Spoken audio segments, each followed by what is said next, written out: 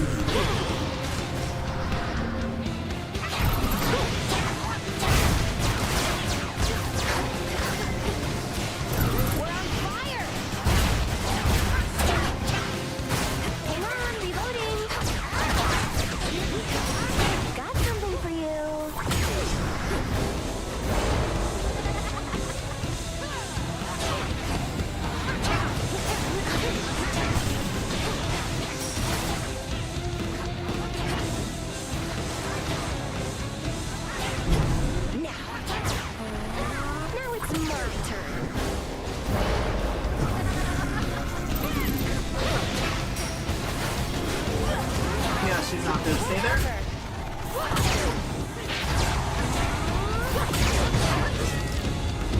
Cheers, Tula.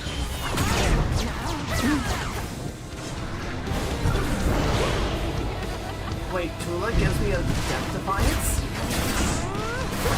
That's sick!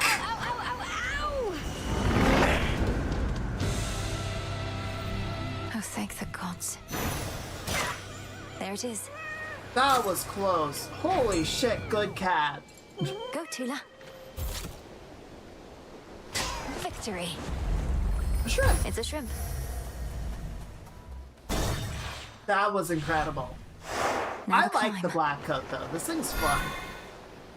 I gotta get better at using the parry, but boy, oh, is it good. I'm gonna have a hell of a time recuperating my health though. Cold up here. Come on, Tula, let's go. Oh shit! That's quite enough.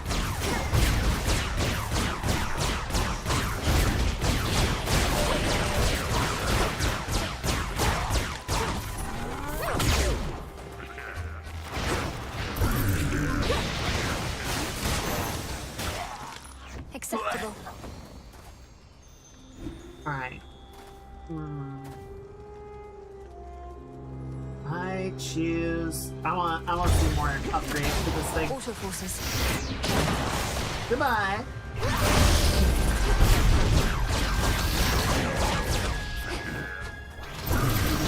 Ow, fucker.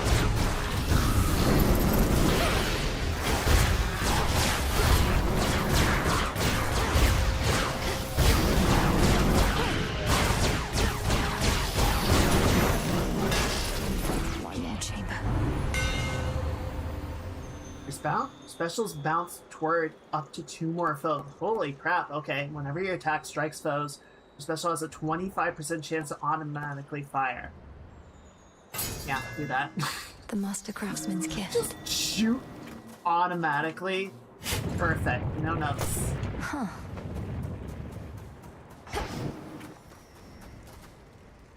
Let's go money.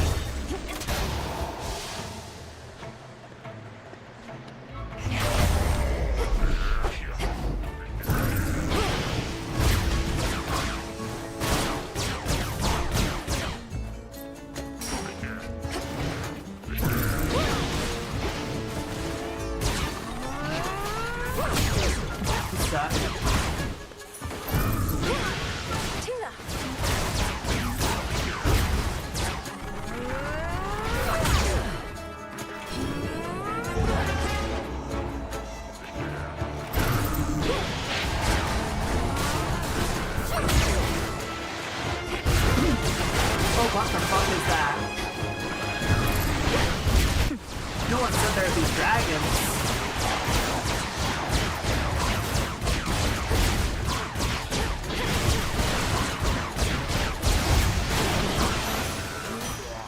I am in so much pain right now.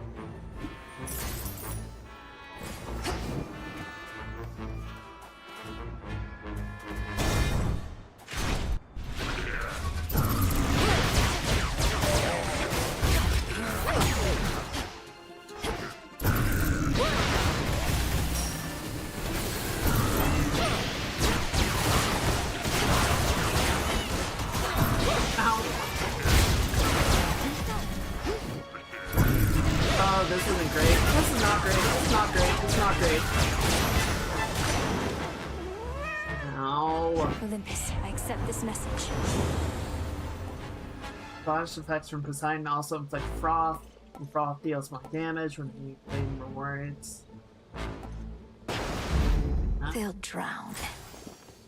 I'm gonna die is what's gonna happen.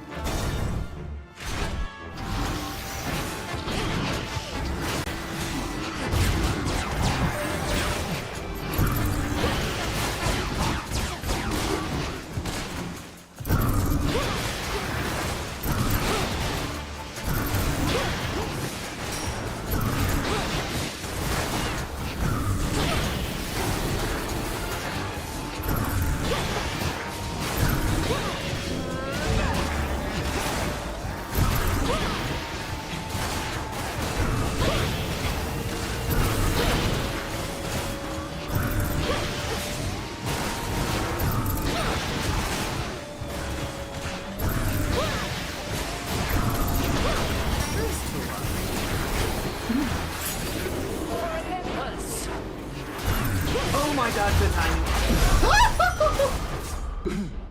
Lady Athena. The timing. Beware ahead. The Titan Prometheus is able to elude me, knowing that I'm focused on his vanguard forces, but he'll have no choice but to confront you if you press on. He's the Titan of Foresight. He knows exactly what we're planning, doesn't he? And can retaliate accordingly. He knows what is to come to some extent, yes. But he can only see outcomes, not read minds. And just because he knows you're coming doesn't mean he can stop you. I'm gonna be lucky to reach My him, Aegis frankly. is yours. Oh my god, wait.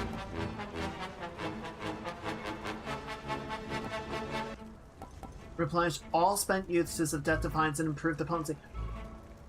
Just throw that at me now is insane.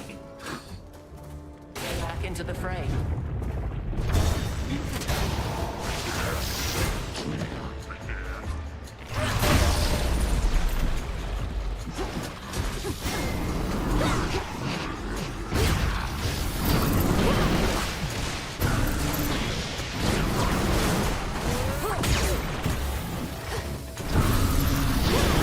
I guess the run is saved after all.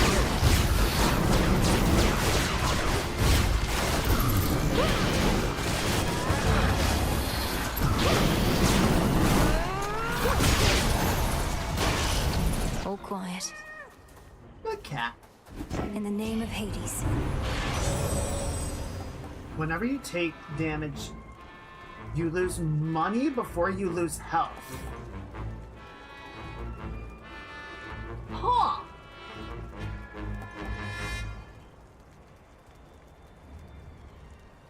Okay. You know what? I'll take nearby. that. We're at kinda wild, but I won't complain. Rages.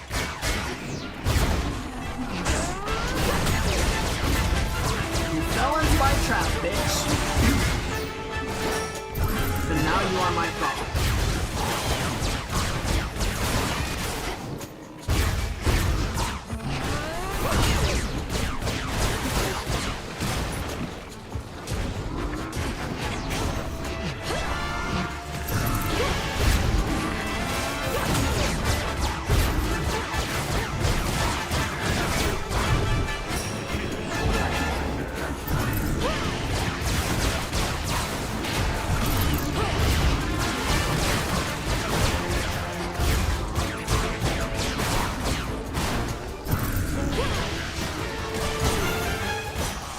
I do love my massive missile massacres. Alright. Gonna go for a Selene bomb. Selene bomb. Nope, nope, I don't want that, I don't want that, I don't want that. Okay, I guess I'm gonna have to take it.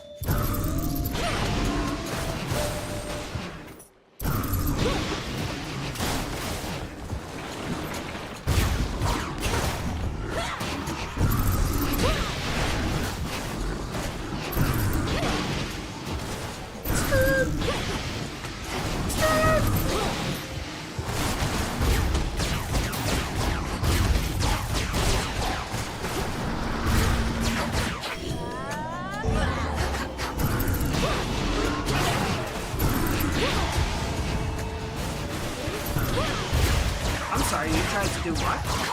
I think not.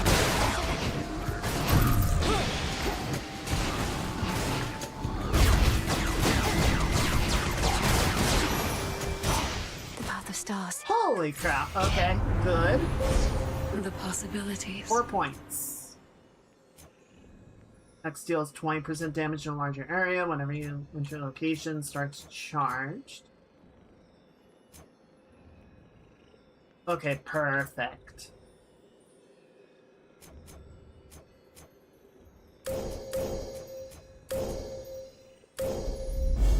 The limits of my light. Alright. Where's the big boy? There's the big boy. Sky Dragon. Excuse me? Holy crap!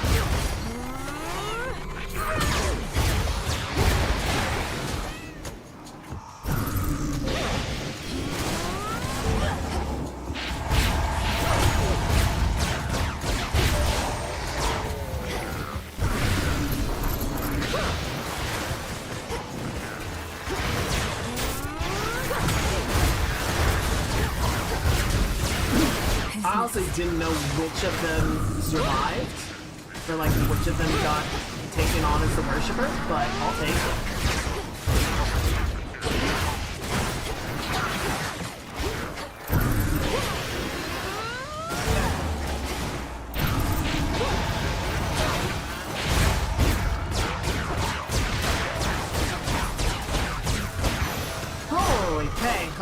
Okay. Healing. We're back in it. Wait, we're seriously already to Prometheus?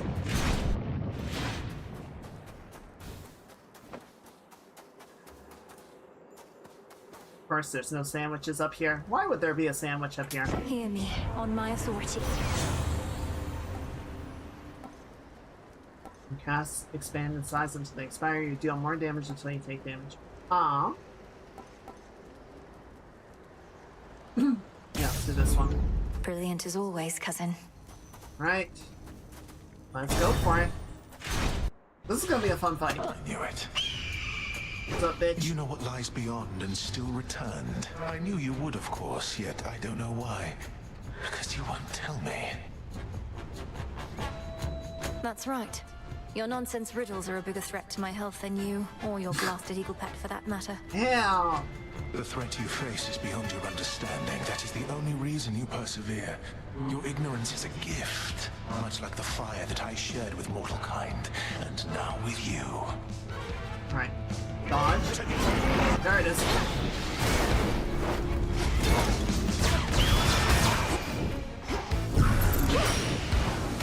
Look at this. I brought a friend of my own.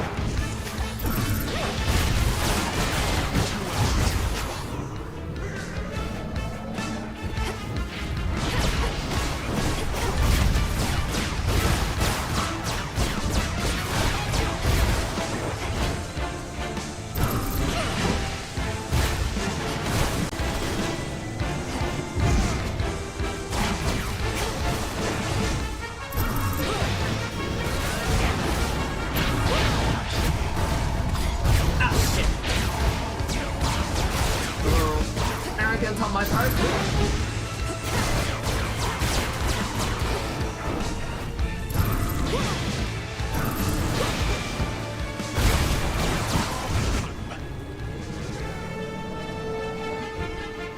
This thing sprints so fast, man. Woo! Ah, shit.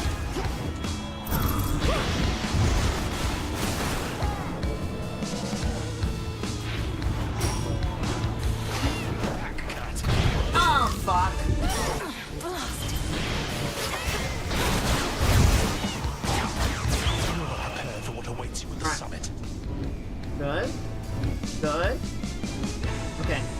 1, 2. Easy.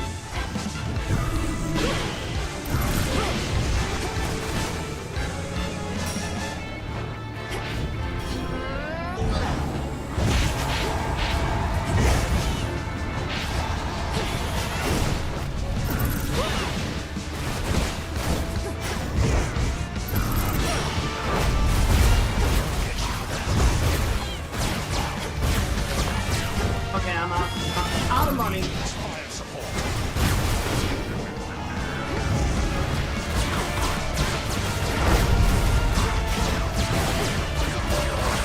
You're mine now.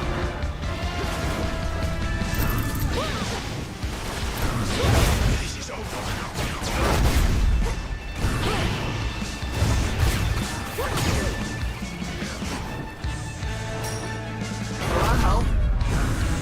I don't think I can carry that.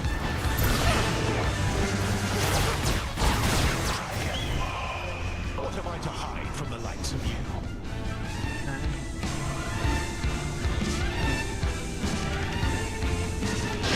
Flame.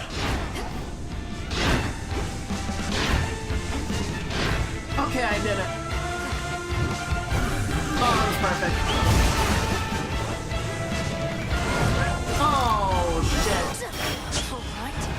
Withstood all that.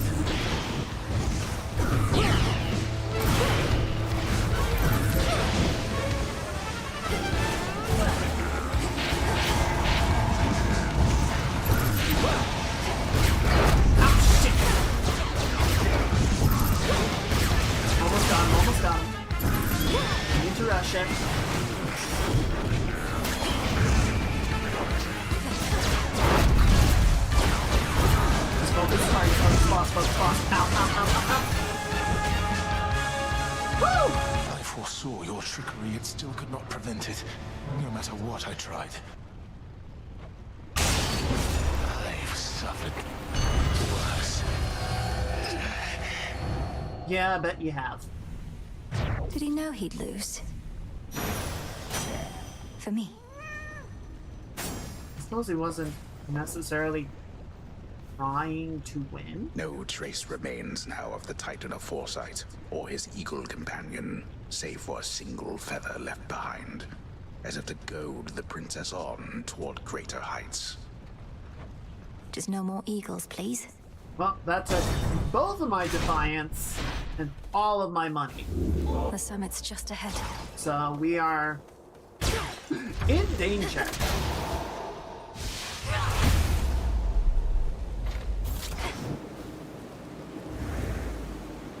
But we've already gotten back to the final section. I assume final. Ow! Are you serious?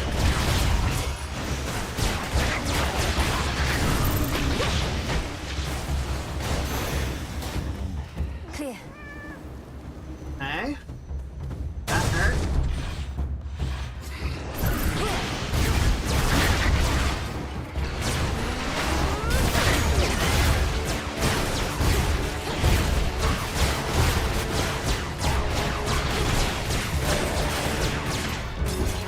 You're mine now.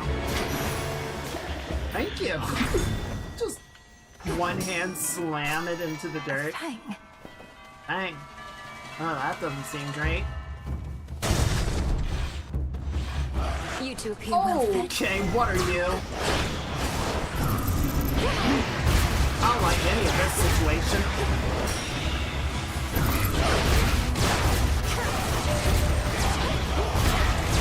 Can we kill this now, please? Okay, that's not an actual enemy.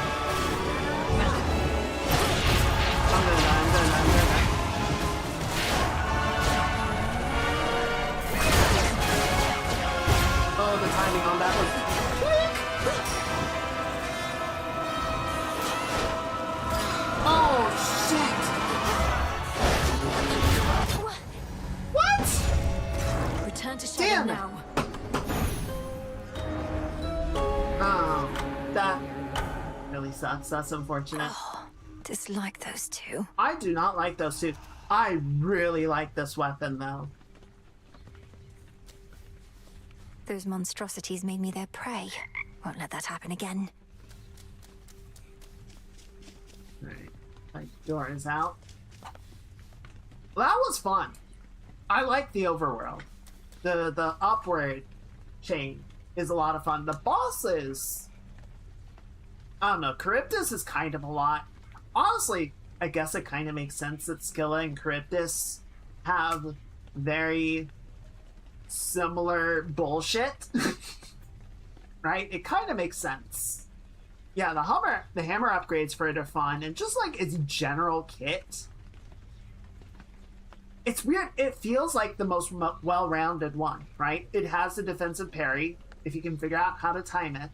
It has long-range capabilities if you need to fall back, and it gets very up in your face as well. So like it's just generally very good. It definitely doesn't have the highest damage, but I like it a lot. God, if I could get Artemis arrows on it too. Mwah. Anyway, let's go ahead. Sorry. Let me have some water real quick.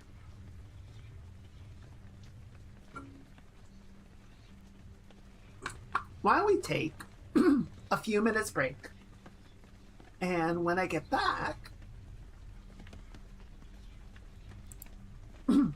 Sorry about that.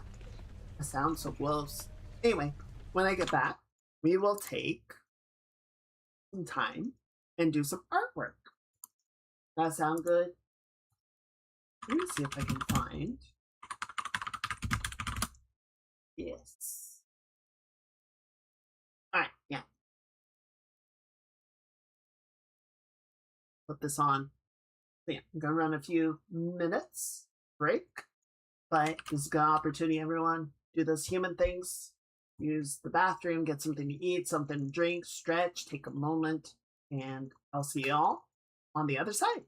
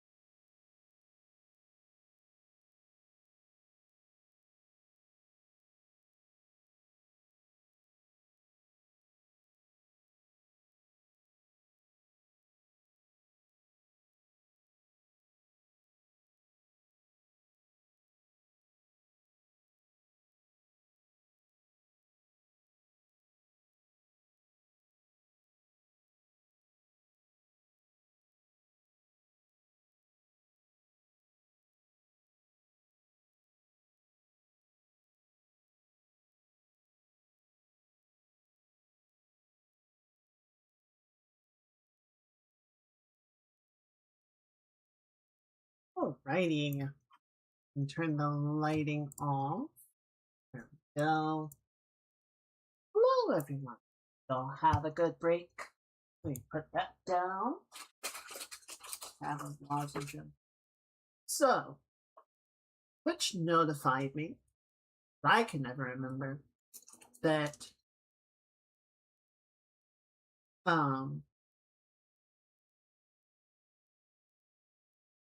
Monday, the 6th, is my affiliate anniversary.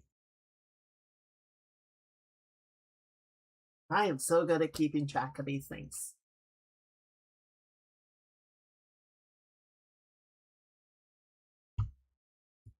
So we're gonna get back to working on this one.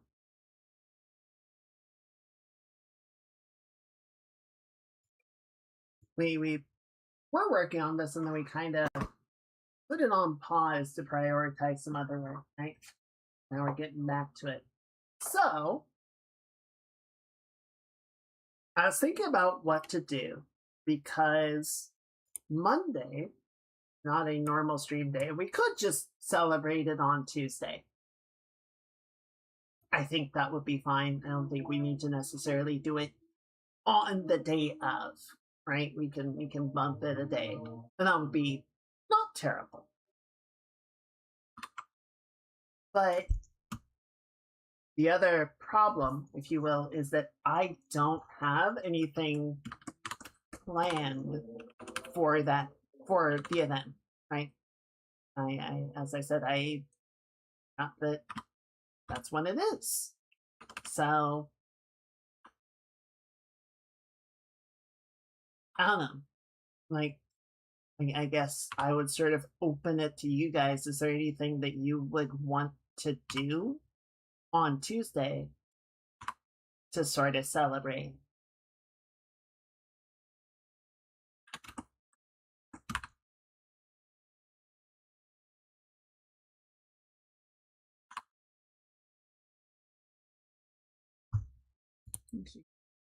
One second, we have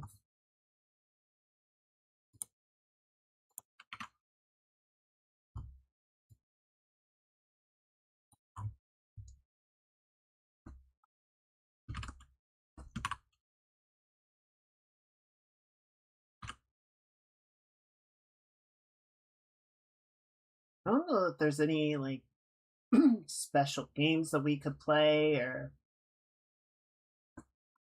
I don't know. I don't have anything like ready to sort of jump to.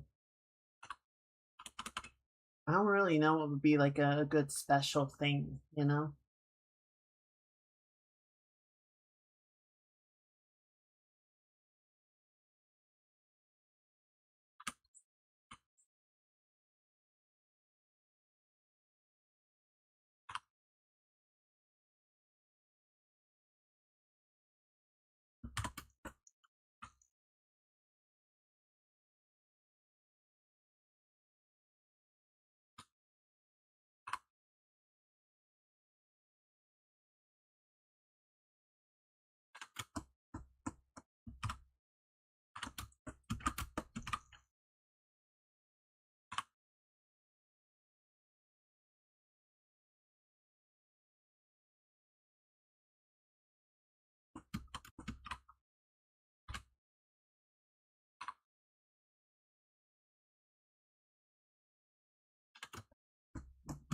I got nothing. I got nothing too. Honestly, I was so busy. Like, I was thinking about stuff that we could do for the debut. But I wasn't really thinking about the anniversary itself, you know?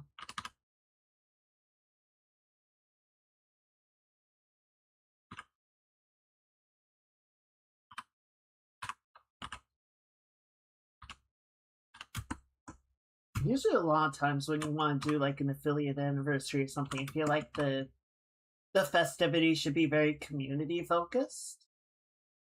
I don't know. I don't really have any like community games.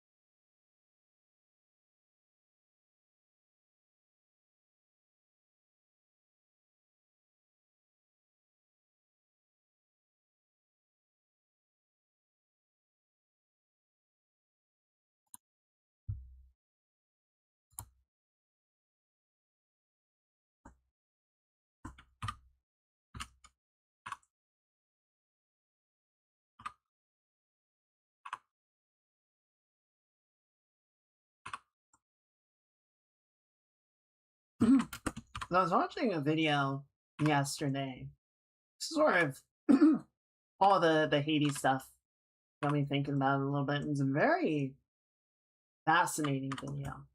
Sort of looking at the ancient gods of the Middle East, right? Because a lot of what we have now and a lot of what we've sort of built our common understanding off of are, you know, secondhand accounts from people that lived centuries later, most notably after the rise of Islam. And you guys know how modern religions tend to be pretty dismissive of their their predecessor religions.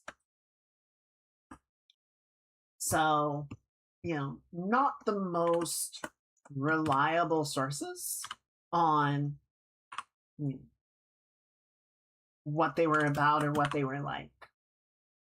You know, a lot of times, even with the religions that we do have more contemporary accounts of, you know, the writers, the people making the records tend to be priests, shamans, officials, you know, people of high standing within the state. And so, you know, the things that they write about and the things that they pray for tend to be, you know, of that scale. But in this case, we actually have a very interesting situation.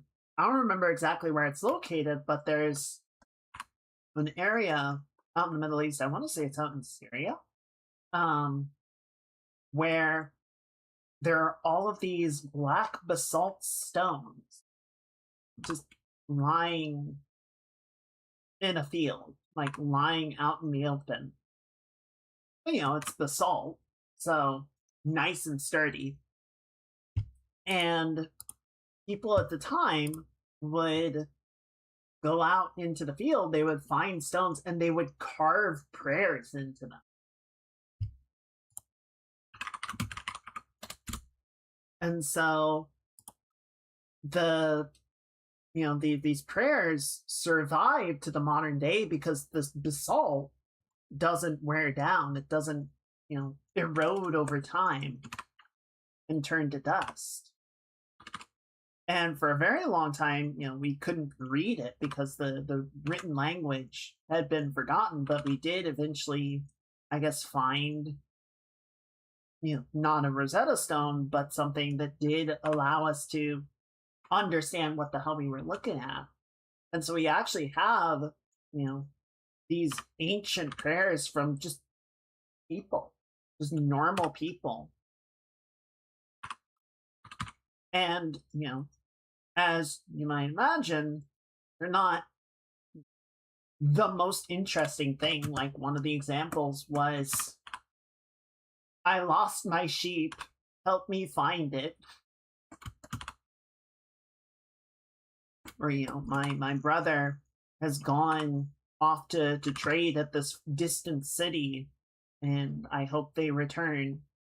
I hope he returns safely and in good health.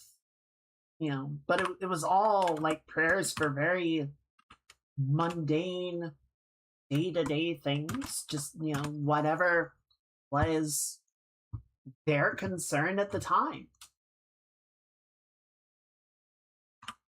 But that's also kind of interesting in its own way, right? Because, you know, you get a really good sense of like, oh, these were the things that people were worried about. You know, they weren't concerned about wars and riches and all this and all that. They, you know, they were worried about their livestock and good harvests and good health and like I would say the most sort of frivolous prayer that was brought up in the video was one person. I'm assuming they have like an important event on the way, and so they were praying for a feast and a ewe for their sister. You know, sort of good bounty, good tidings, but not like I want to be rich. Just like, if you could do us a solid, it's a really important event coming up, and if we could just kind of have like something good to commemorate that would be awesome.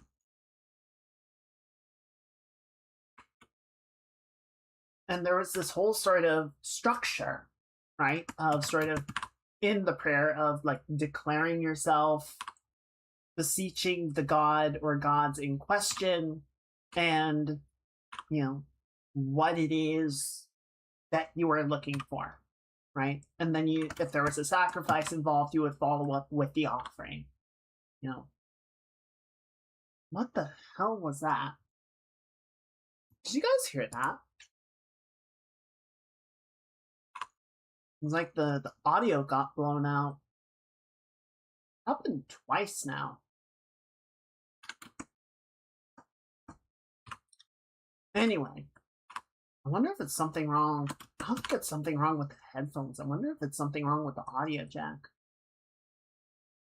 Or the sound processor. Anyway,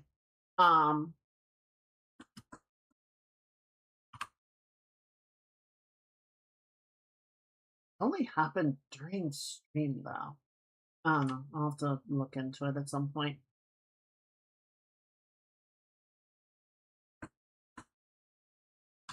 And there it goes again.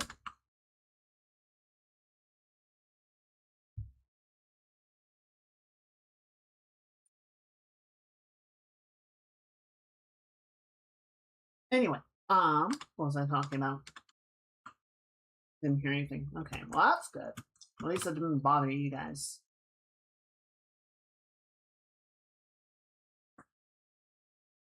But, so yeah, like it would sort of have that format, and then sort of at the end of all of it, there might be curses involved, sort of a threat of if someone were to arrive and attempt to do anything to deface the prayer, scratch it out, replace it, whatever, may the offender be cursed in this, that, or the other way. Blindness is a very common threat, very common curse. It wasn't necessarily like, oh, I want this to happen to a certain person. It was more like, hey, I'm on the phone with the gods here, right? I'm trying to beseech the gods for a solid. If you get in the way of that, I hope you step on Legos and all your cattle die, or whatever. And you go blind. Again, blindness, very popular curse. So hot right now.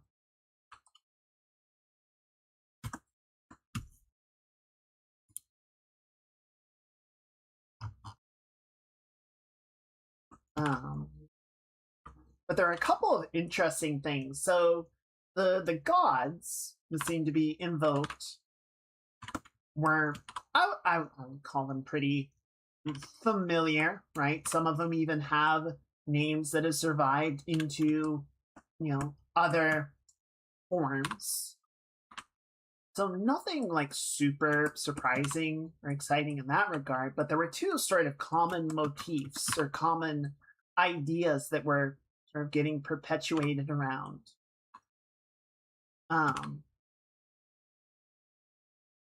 So one of them, I mean, there probably heard some similar concept in other blindness plus Legos. Yeah, so then you can't dodge the Legos and you keep stepping on them. That's like an S tier curse,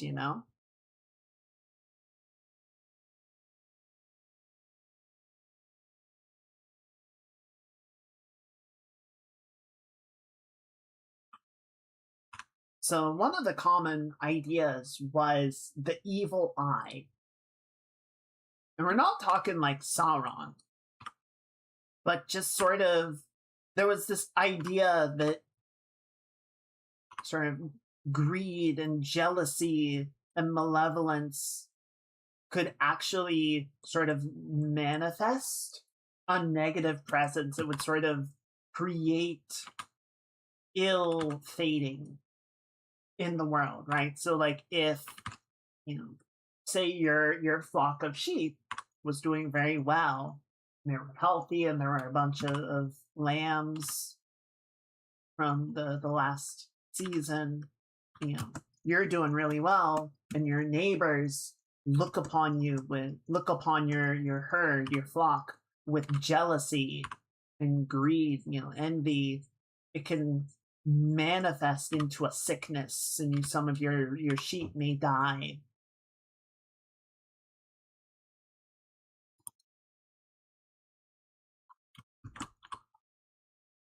So sometimes the prayers were protection from the evil eye, protection from the jealousy of their neighbors, or they felt that the evil eye was upon them, and they were beseeching a god for protection.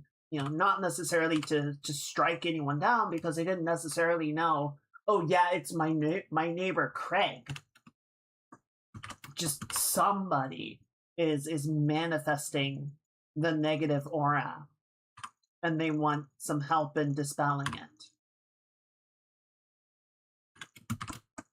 So I thought that was a very cool, idea. I kind of like that, it's not beseeching the gods to bring their wrath down upon somebody in your protection. It's just asking for protection.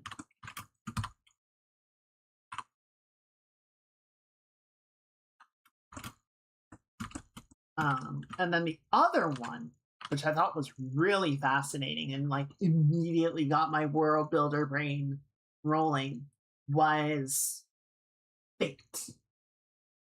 Right? So we have the fates in Greek mythology. We're dealing with them in Hades right now. But in this, the fates, or not the fates, there is fate.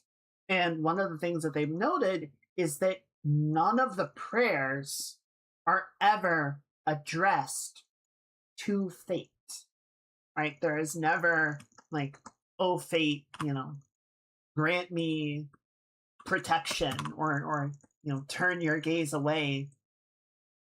It sort of seemed to be understood that at some point fate was going to come for you. Right? There would be a time and a place. And so they would beseech the other gods to protect from fate or appease it, or whatever the case may be. But there was never any sort of apparent notion that fate could be bargained with, or beseeched for succor or benevolence. It's just once fate decided, that was it.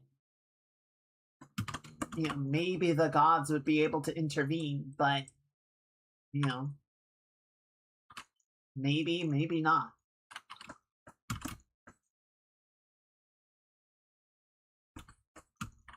I don't know. Something about that is really just a really fascinating view of the world, and just sort of this idea of this unstoppable hunter that will eventually track you down, chase you down. But there might be things that you can do to forestall it. There might be things that you can do to prolong it. But eventually you just kind of have to make peace with it.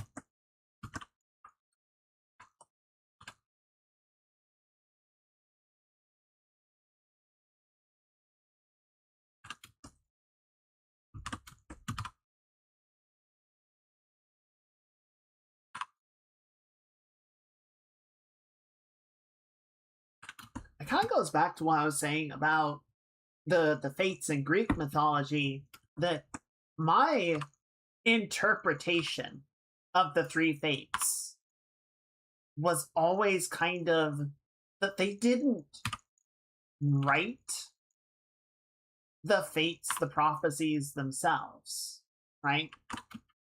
They only kind of they wove the tapestry, right? They pulled the threads together, but the threads were already there.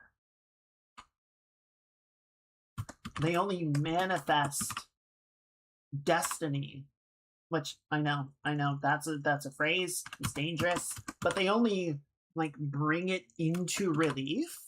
They don't choose what it is that happens. You know, there's in the opening campaign for Destiny 2, the Red War, one of the characters from the first game, the speaker for the Traveler, is captured by the villain. And, you know, the villain is trying to usurp the Traveler's strength and power for himself, trying to achieve a level of greatness through the Traveler's life that he wouldn't otherwise be able to. And, you know, he thinks that the speaker for the Traveler will be able to sort of act as a liaison and tell him, you know, tell the Traveler to grant him the Traveler's life. And, you know, if the Traveler has conditions or, you know, needs something, essentially, you know, the speaker is going to be the ambassador, going to be the intermediary between the Traveler and him. And, you know, there's this whole back and forth that goes on for much of the campaign until, you know, finally it sort of comes to a head, and I can't remember the name of I think it's Gaul. Let's just say Gaul for now. You know, Gaul has run out of patience and, I mean, has overly committed himself to this, you know, against the advice of all of his seconds. Even killed one of his seconds in rage, and, you know, turns to the Traveler, grabs him, and sort of confronts him on, I have done all these things. You know, why does the Traveler not see me? And the speaker just tells him, I speak for the Traveler. I never said that the Traveler speaks to me.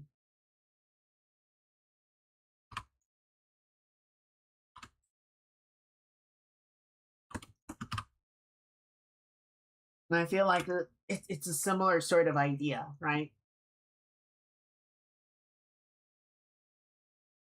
A clever little bit of misdirection.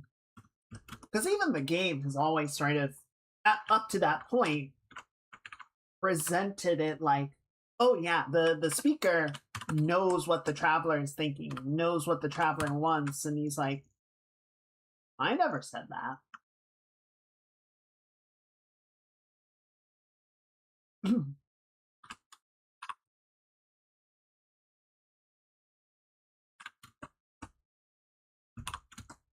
So, the concept of fate in mythology is very interesting to me.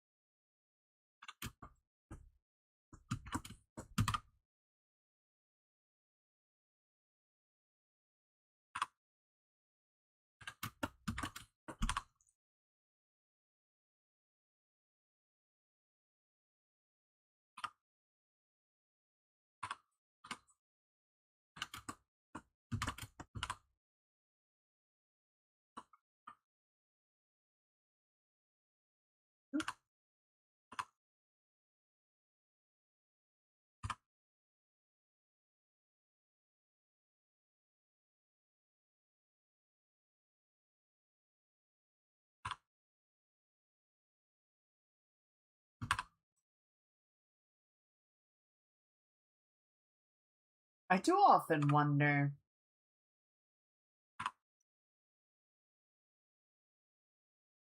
what the ancient perception of gods and religions was. Right? It's like the whole idea of you have the Olympian the Olympian gods. Right? So named because they dwell on Mount Olympus, which is a location in Greece that you can see. You can go to Mount Olympus and you can see it from a distance. I'm sure in the intervening years people have climbed it. I imagine back at the time that would have been sacrilegious and nobody would have dared the attempt. You know, the whole smiting thing. But, you know, in present day, I'm sure people have scaled it. But, like, you can see where, like, you can see the mountain. And you can see, like, nobody's up there.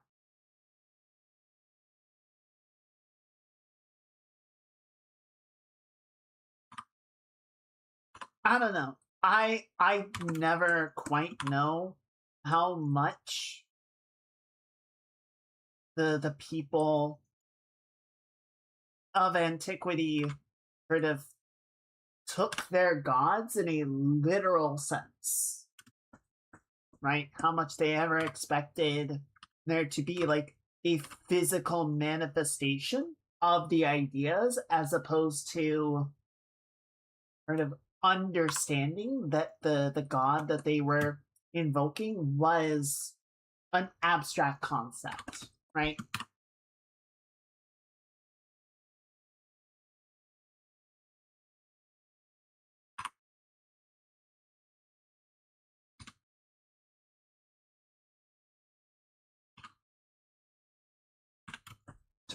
I suppose it's kind of funny because like that period is, you know, quite famous for having all of these great thinkers of the day, right? The great philosophers that established schools that we still build upon.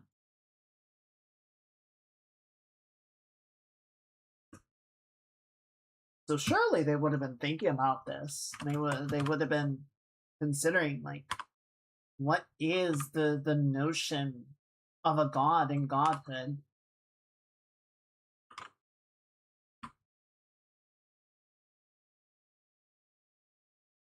I don't know. I don't know. It's hard. Hard to figure out. All right. I think that's enough sketching. I think we got it cleaned up pretty good here.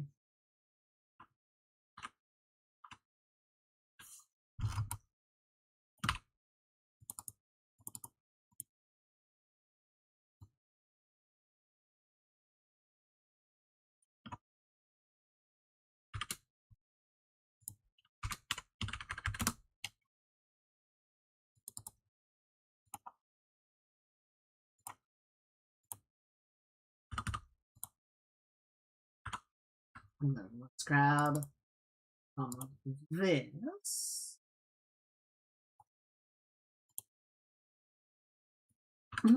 For the line work.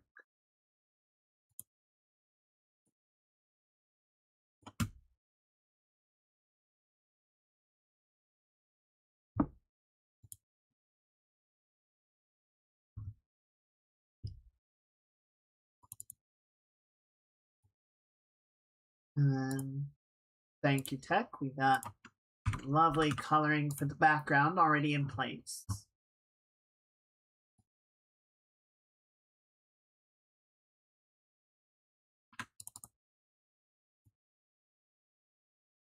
Right here.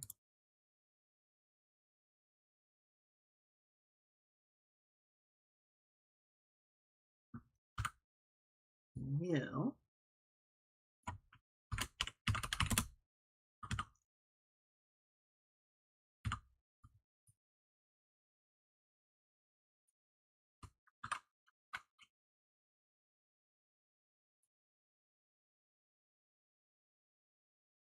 Right. Just need to expand that up like so. And we can do a little trick where you like hide the edges behind there like that.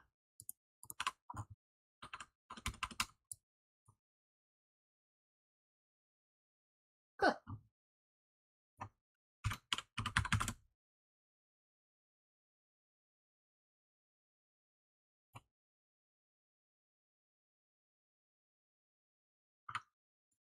Bed color, like this.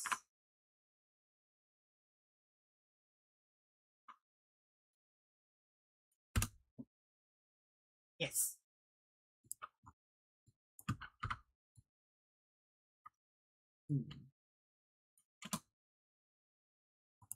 Right. So just kind of circling back to the anniversary topic. Are you guys okay celebrating it on Tuesday instead of on Monday? Right? Just keep the schedule as it is, and we just celebrated a day late.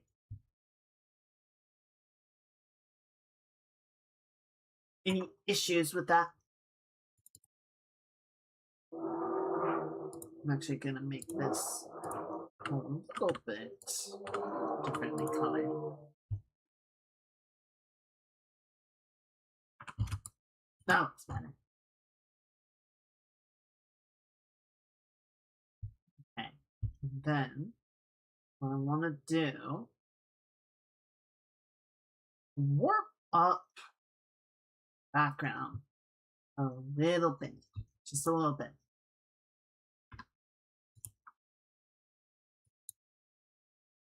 So we're not actually gonna like make it red or anything. We're just gonna desaturate it a little.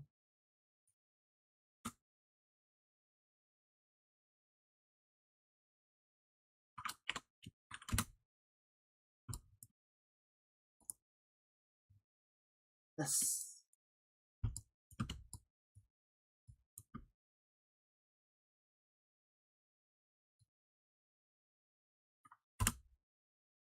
Good. All right. Let's go get the rest of our albedos. Virgin here.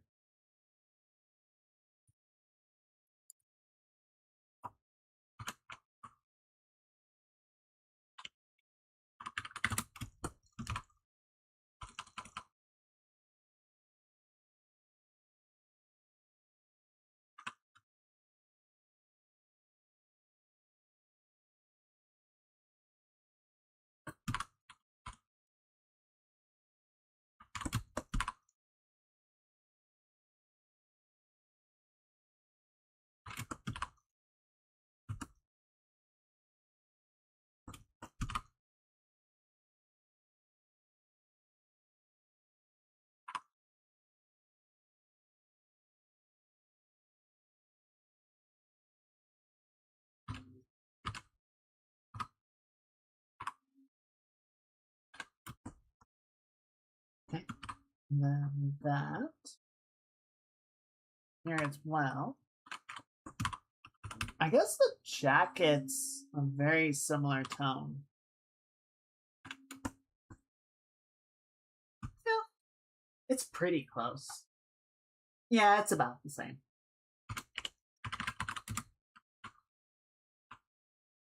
This off. We'll put this right here.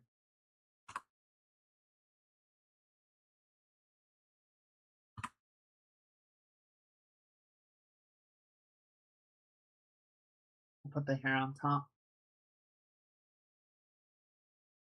Nice and bow on top.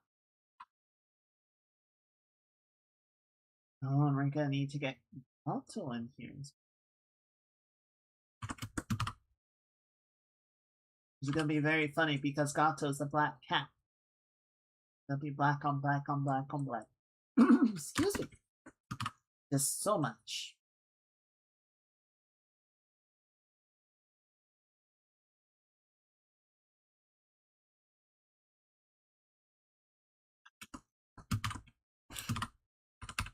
So I did 2 rides this week. I did my normal schedule, right? I did one on Wednesday and one on Friday. The Wednesday one, I think, was about 27, 28 miles, you know. Very much within my comfort zone. And then the one yesterday was 33, right? I didn't want to go too far and risk, like, doing something, injuring something or stressing something out and compromising my ability to do the long ride tomorrow. But I got to the end of the 33 and I was like, I was feeling really good. And I did have that moment of, do I want to go farther? I was like, no, save it for Sunday. Save that energy for Sunday. So I did cut it off as planned.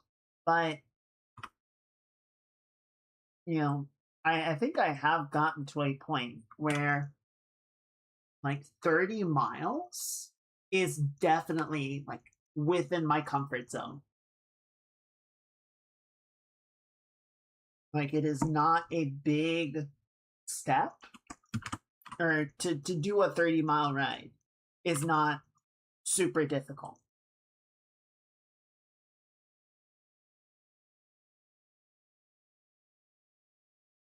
So that felt really good. That was a big accomplishment, because I feel like before it was like 20 miles, right? I can do 20 miles easy, and then everything over 20 miles, it's like, okay, now we're starting to really, like, make an effort. We're really starting to exert ourselves. Give me 1 second. I'm going to set the fan up at the window just to try and vent some warm air outside.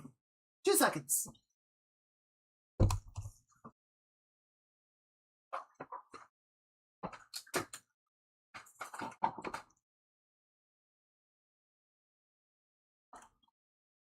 There we go. I got a little fan pointed at me for some nice airflow, but I need something to help sort of push some of the heat outside as well. But, so yeah, to have that comfort zone jump up by, like, a solid 10 to 15 miles, it's pretty big. It's a pretty big deal. You know, the sort of the long-term goal remains the STP ride, which is 100 miles a day. So I'm still a good ways off from that, but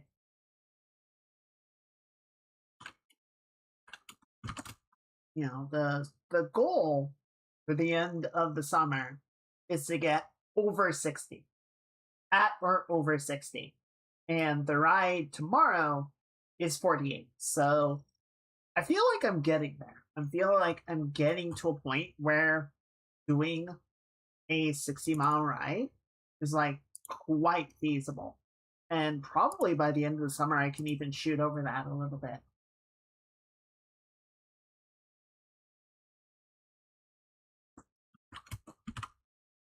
So we'll have to see, right? We'll sort of have to see where it all lands, but I don't know. It's definitely a long jump still to go from wrong layer. It is a long jump to go from 60 miles in one day to 200 miles in 2 days, right? Though, from what I saw of the actual route itself, like, there's some hills at the start, and there's some hills at the end, but the middle is pretty flat. Relatively, anyway. So, hopefully, a lot of it should be a pretty easy ride, pretty smooth ride. But that's the goal for next year, is to get up to doing STP.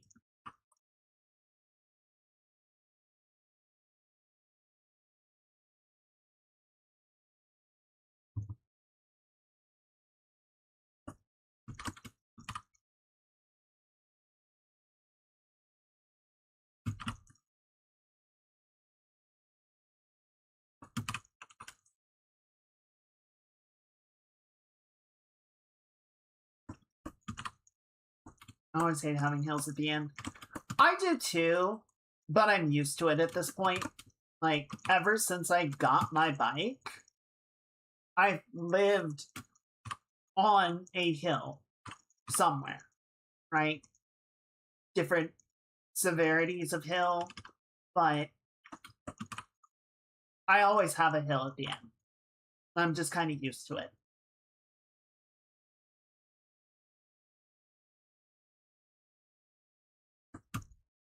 I often refer to them as the cherry, right? It's like, it's that last little fuck-ass bit at the end that I gotta deal with.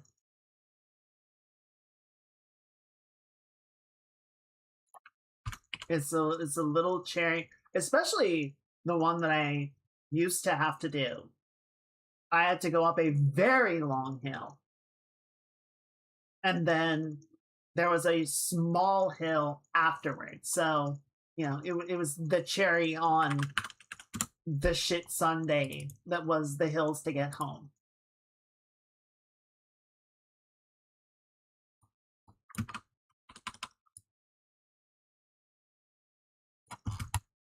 But yeah, I kind of just got used to it. It's like, I'll live with it. What you gonna do? I guess I could just not go home. I just live at the bottom now, like a troll. That is technically kind of sort of an option.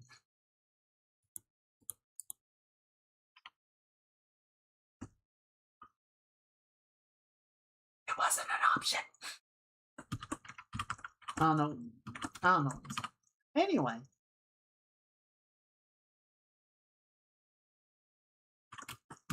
Yeah.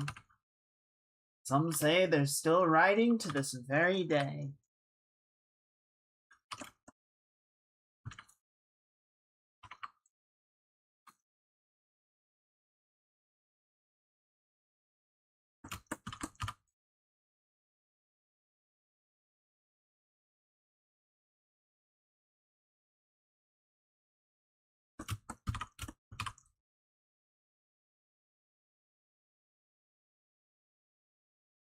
But I don't know, the comfort zone is kind of what I'm really measuring by, right?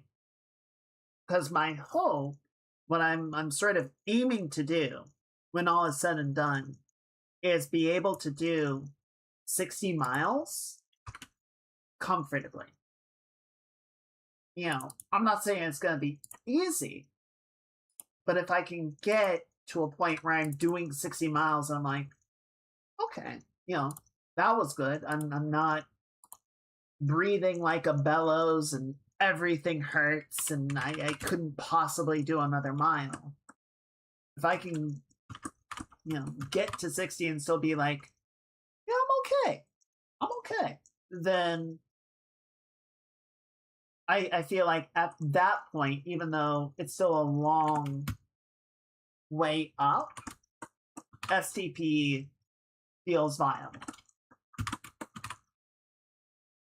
You know, the first time I did like a 40+ mile ride, I got to the end, I was just like, everything hurts and I never want to get on a bike again.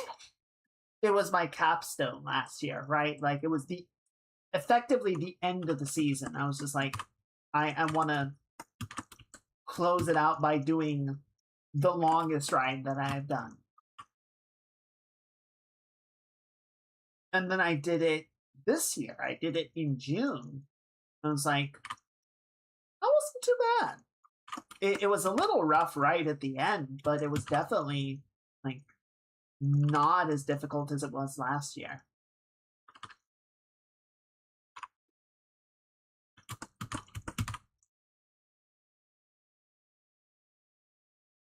And, you know, obviously I talk with my family a lot, because my parents are the reason that I do biking. They really got into cycling.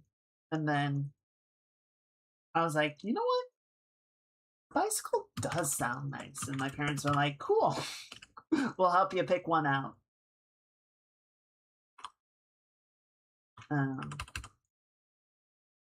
But, they have a stationary bike for the off season, the rainy season, when, going out and actually doing rides isn't really possible or safe.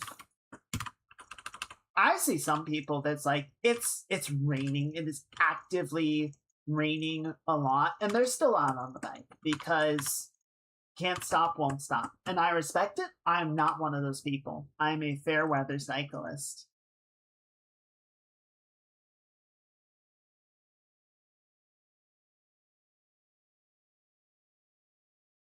But I don't know. I do not like stationary bike. I get the appeal, right? You keep in shape during the off season, keep everything sort of working. You can keep practicing, keep training. It makes a lot of sense. I totally get why you would want to do it. I just find it boring.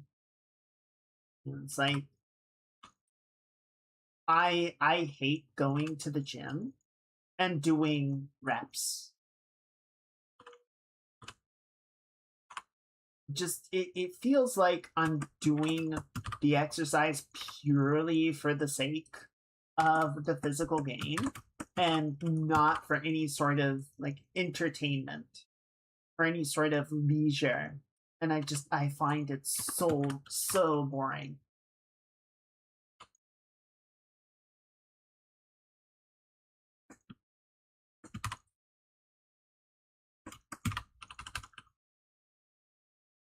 I'm not saying, like, it's dumb. Like I said, I totally get why. It's just, for me, it's very hard to get motivated to do that. I like going out on the bike and, going places, seeing things, stopping in at, some of my favorite locations. Like, it's an adventure. It's not just doing exercise.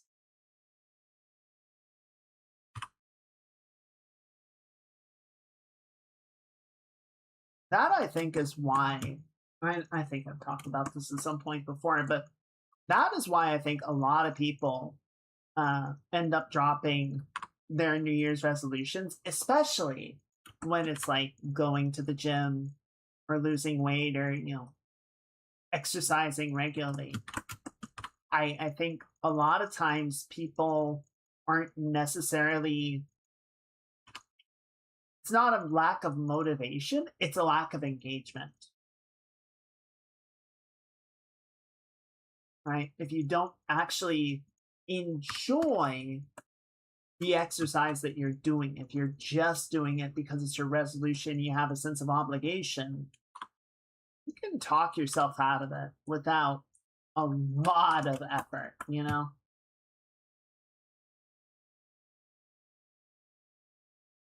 You can convince yourself that there are other things that you have to do that are a higher priority than going to the gym. And at that point, you're cooked.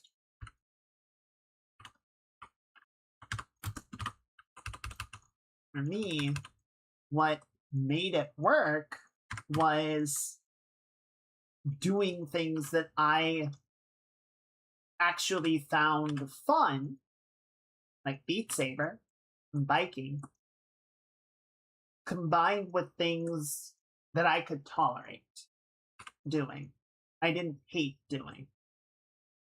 Right? So I'll do a few push-ups, a few crunches as a warm-up for my bike ride, just to, one, keep the physical therapy going.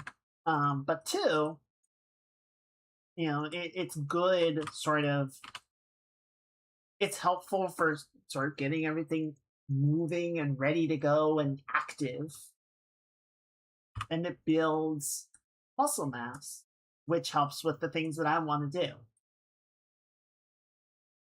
My original exercise routine during the lockdown was I would play Beat Saber for like half an hour or so, and then I would go for like a half mile to mile run. And that was what I started with.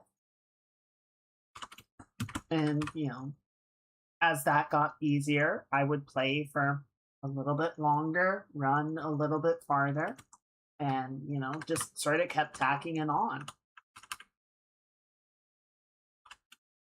but those were things that I was actually like interested in doing, that I actually liked to do. I wouldn't say that I like running. I don't love it, right? It's not an activity that I'm like, hell yeah, I want to go running. But of all the various forms of exercise, it's one I can work with. I can tolerate it.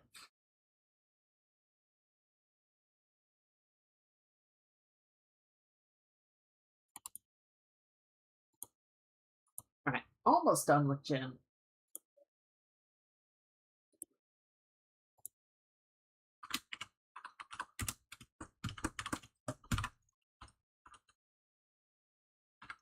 I'm actually gonna fill it in like this just because it's a bit easier to see against the skin tone.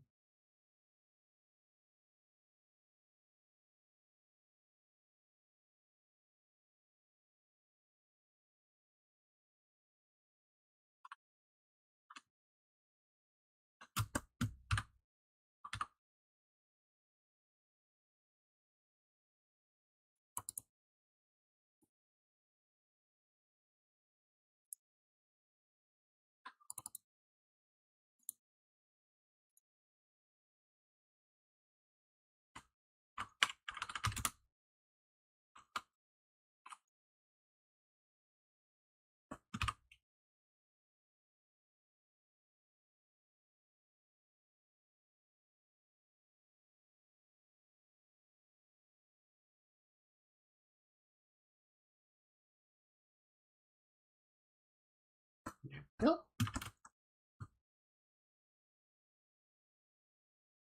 Okay. I think that's actually everything. You don't see as much of her as in the previous drawing, right? Got her arms crossing her. She's got gato. But we do need to grab the handsome lad himself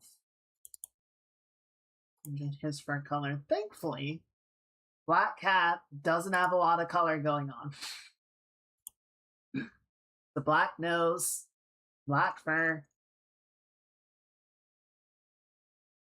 fairly straightforward.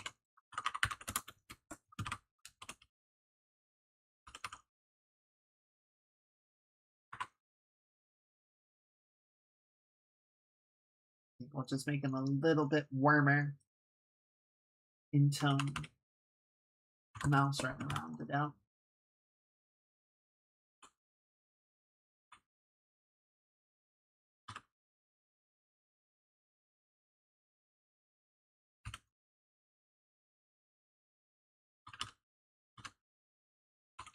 All right, so we're gonna try this. Essentially, because we have a monitor as a primary light source. Monitors tend to be pretty harsh, cool lighting. So we're gonna try. We're going to attempt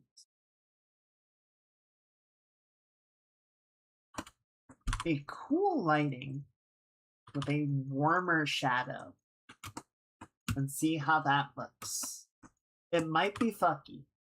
It might not look great. We're gonna attempt it and see how it feels.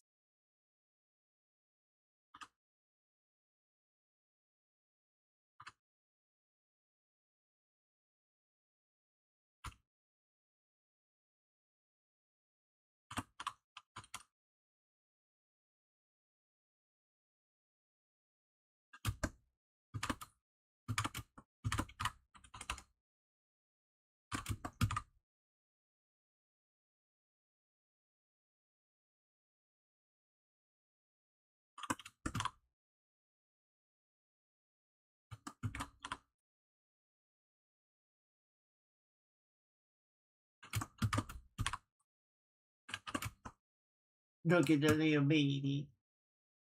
Alright, let's turn all of our other colors back on. Good enough. Got a bunch of awkward spots I missed. I'm not sure what that's supposed to be, actually. Okay, It's fine.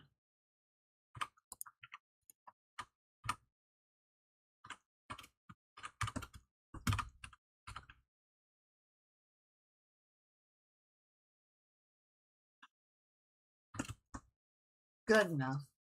Good enough at the end of the day. All right. Let's see. Oh, I did forget one thing. Just want to block in the teeth as well. Actually, you know what? I think we can do...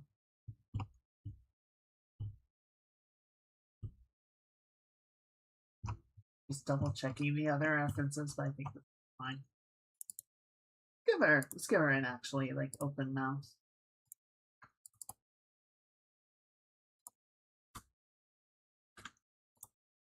It's more interesting.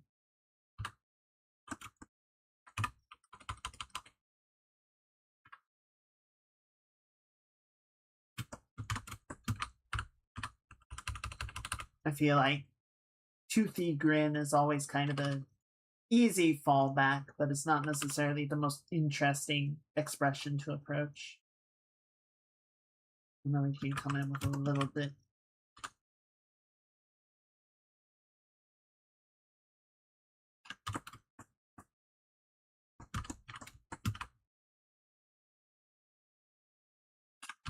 Good. All right. So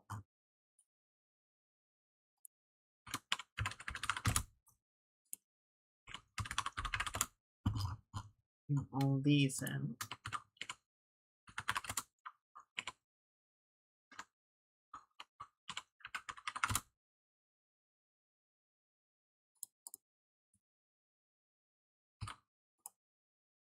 Through.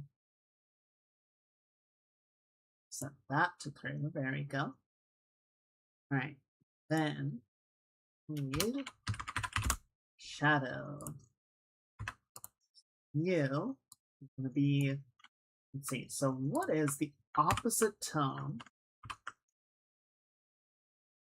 of this? It's going to be like over here. All right, well, let's cheat. We're going to make it like this. We're just going to flub it. I don't care. We're just going to fake it. We're going to do whatever we want.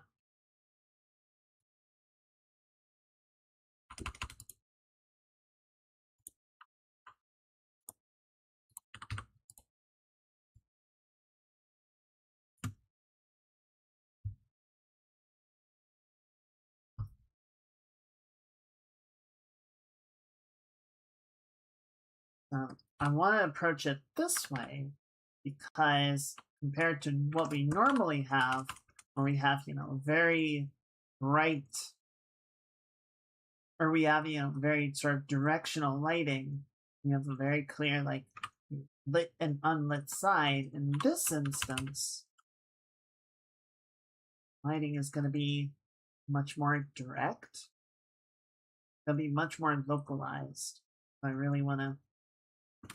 Most of the character is going to be in shadow. So it's kind of easier in a way to come in this way and sort of carve out the areas that we do want to be illuminated, rather than the other way around. Take the shot.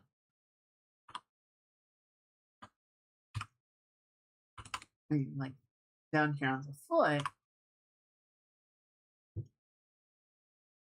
might not be quite as clear because, you know, the sort of main light source might cut off right above the foot or something. So we only get more like bounce lighting down there. Technically, monitors are not flashlights. They don't have like a direct cone of lighting, but it's going to be more direct than what we usually.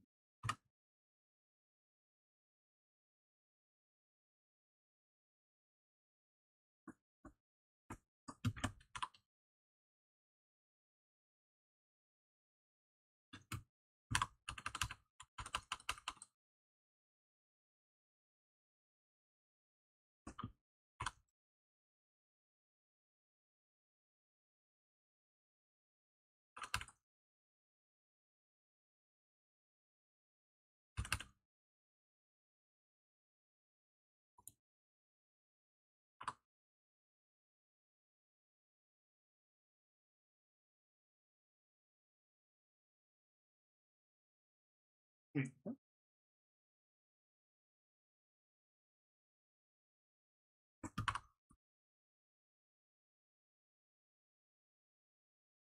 that, this guy, put this back into shadow.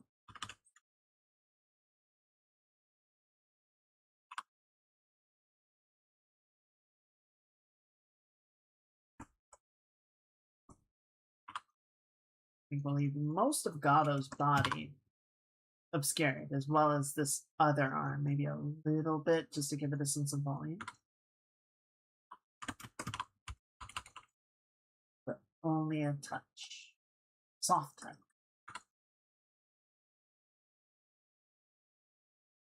And yeah, all of that in the background will be like this.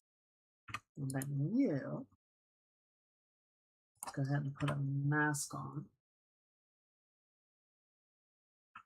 So we can just start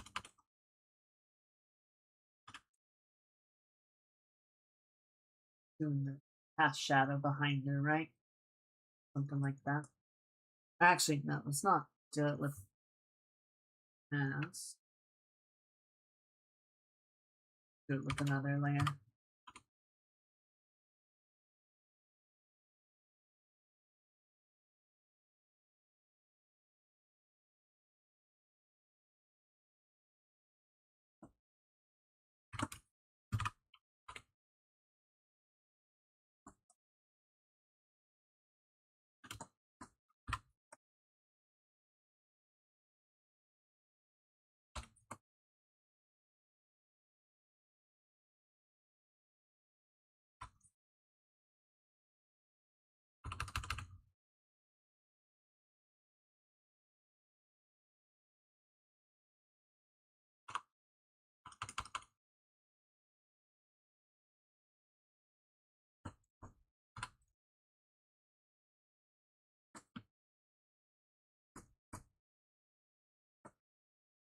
So I'll come back to that. I just want to start blocking it in.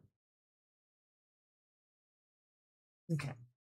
So that's sort of part A of the plan. Let's go to the reference here. Add a little bit of, I think we'll do. Oh, this is very bright. That's also very bright, but you know what? It should be fine. We'll just bring it down a touch.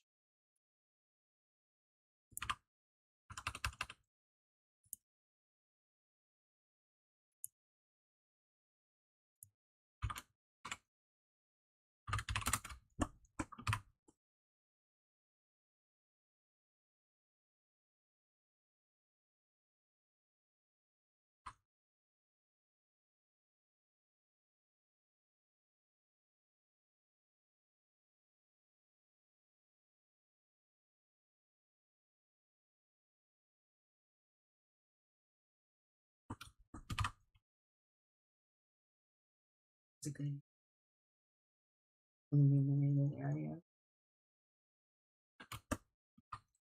This blue tone coming through it.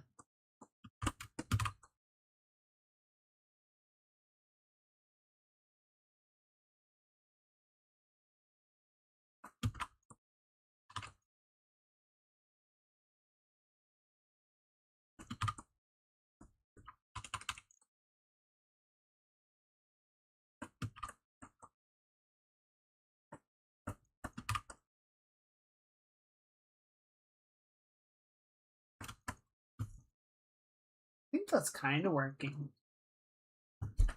So in here, we're going to add temperature just to help keep the skin feeling lively, right?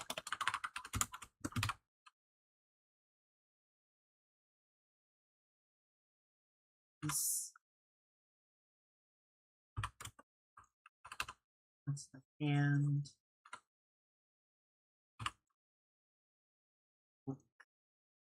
Oh, I missed a part of Gato. That's alright. Violet.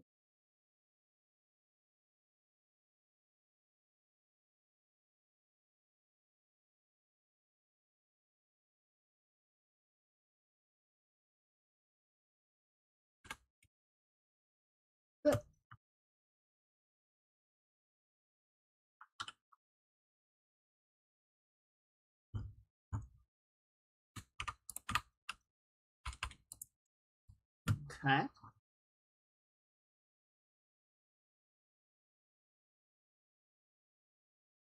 think that's working.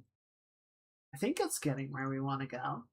It's going to take a little more than that, but, you know, a bit at a time. I think this cone is going to need to change a little bit. It's not quite the shape that I want it to be, but we'll figure it out. Let's see.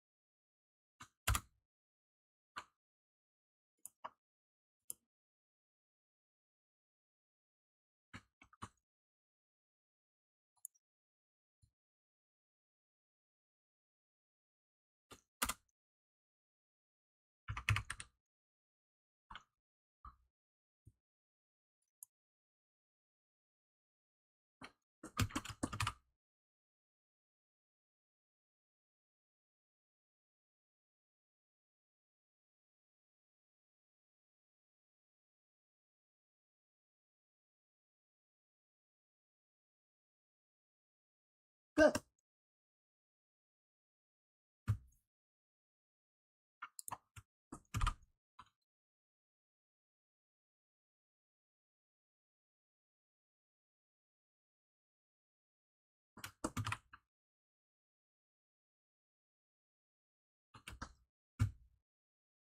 All right. Yeah, I think still not 100% on the light cone, but I think it is the right idea. I think we have all of the various blockout that we need, so we can probably go ahead and start painting.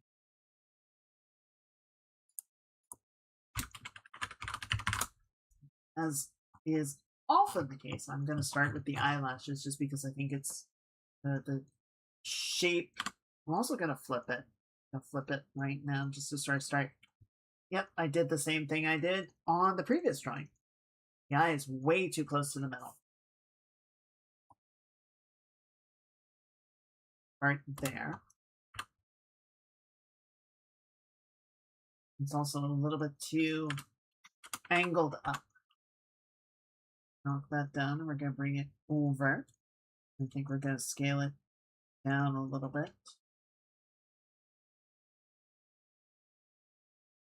That perhaps.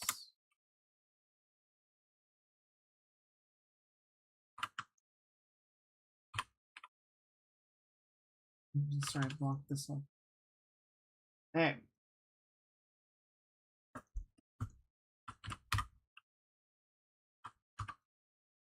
This is seem so generally dark.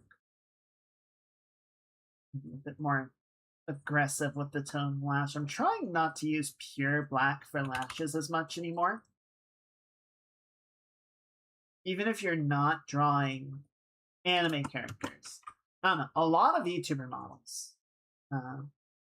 There's a lot of like colors and highlights and stuff that people put in the eyelashes.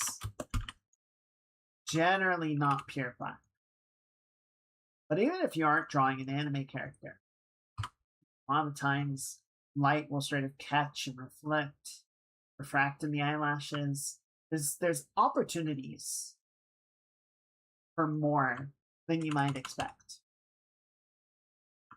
Opportunities to do some cool stuff with the color.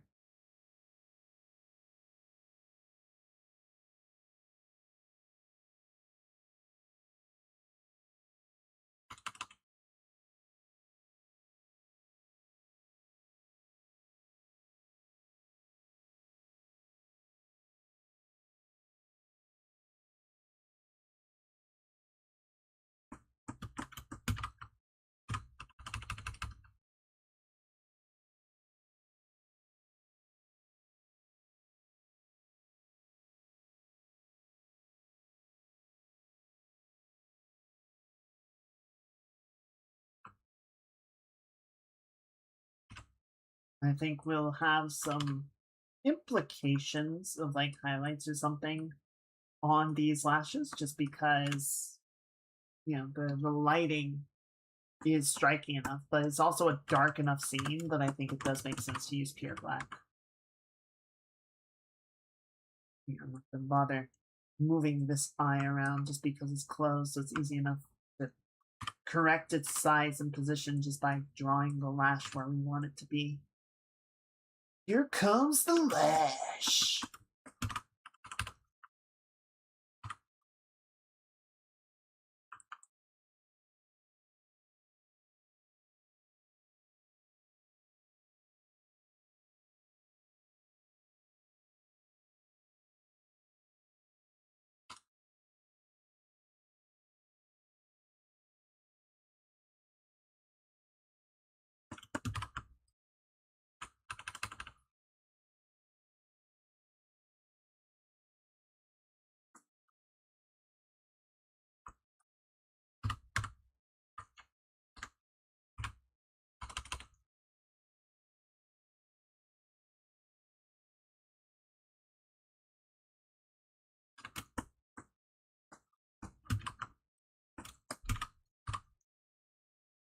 Sort of in here, right, where it gets really deep into the shading.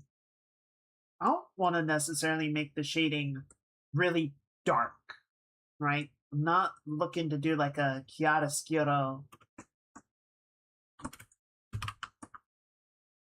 dark darks and light lights approach with this one. I want something a little bit easier, a little bit softer, but definitely like clearly a low lighting scenario.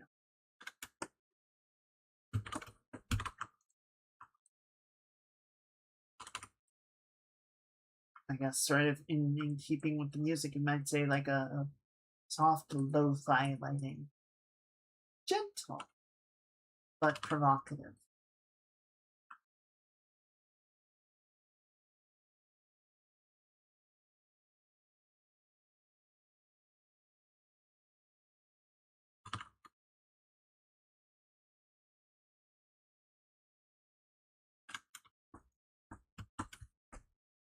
Right, and then like here, still getting some light coming through. But I'm still getting that like blue hint in the skin. You know what I forgot to do though? So, I say forgot, but I think it will actually be appropriate. I've been doing a lot of that subsurface pass in my drawings recently, right? Where you sort of have the lit side and the shaded side, and in between the two of them, you have that like sort of red, you know, reddish halo where the sun, the lighting scatters through the layers of the skin and, you know, sort of picks up that reddish hue. Which is very true. But the light source, I keep saying sun because a lot of times where you see that is in sunlight. The light source has to be pretty strong, right? That it can bounce into the skin and diffuse back out. Or, you know, you have to be like holding a flashlight up to part of your body and sort of looking for it.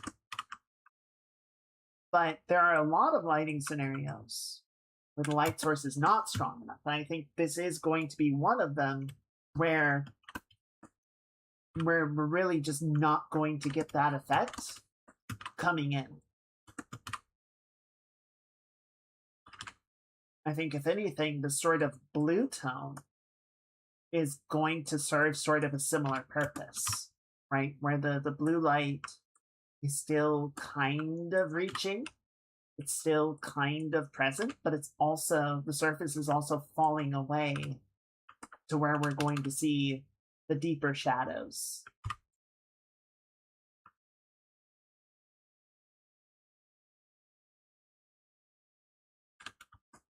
And then back here, gonna full on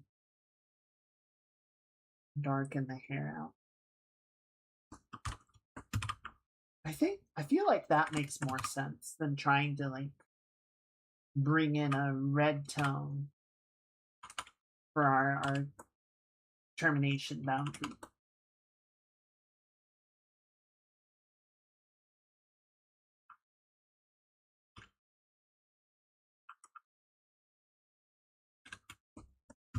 Good.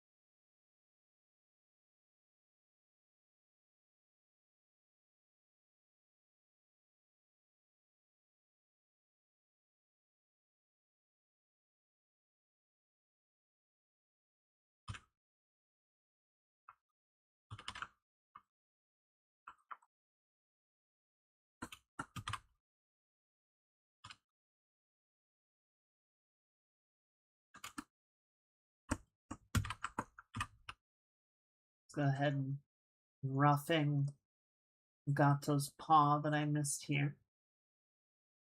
We're not forgetting it. And then just try to work in some of the deeper areas underneath Jin's chin.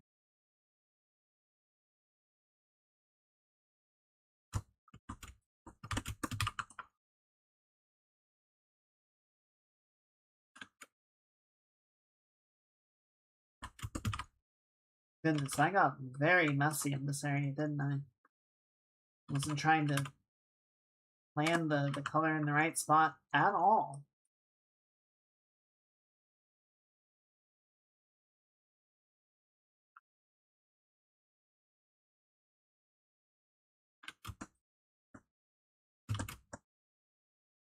I think that's getting the right feeling across.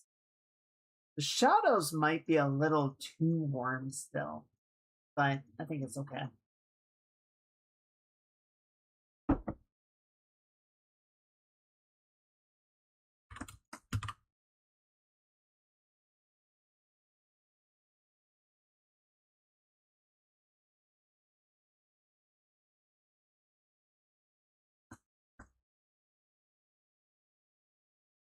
I think it does work all right.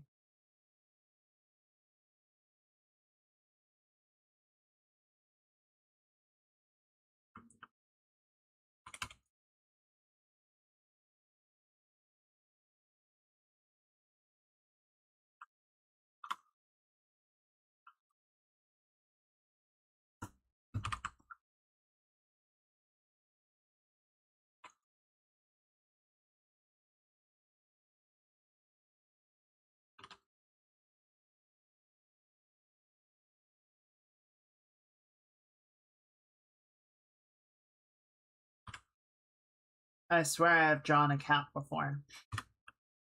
I'm like those medieval pages, like, you do know what a cat looks like, right? Yeah, of course.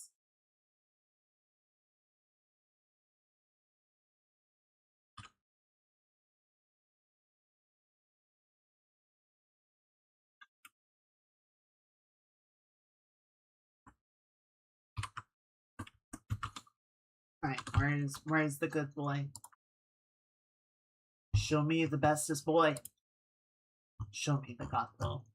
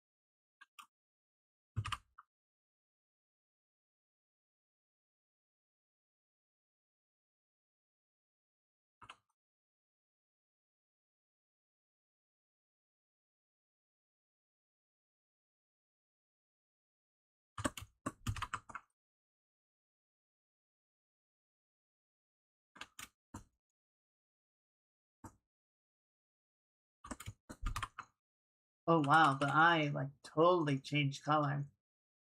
The consequence.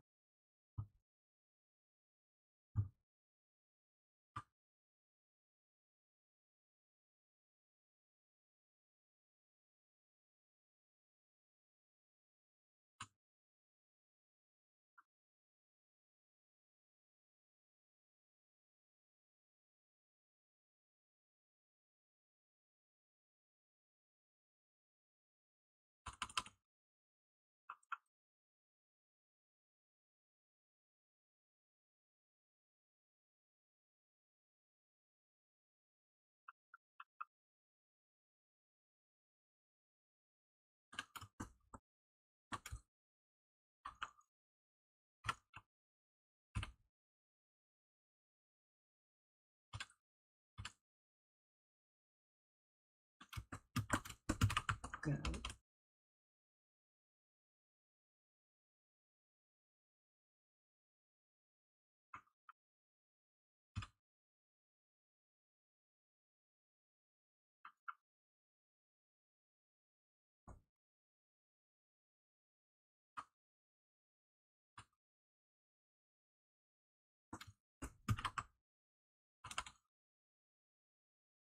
Yeah, I tried messing around in a DAW for a little bit, like creating nice background music.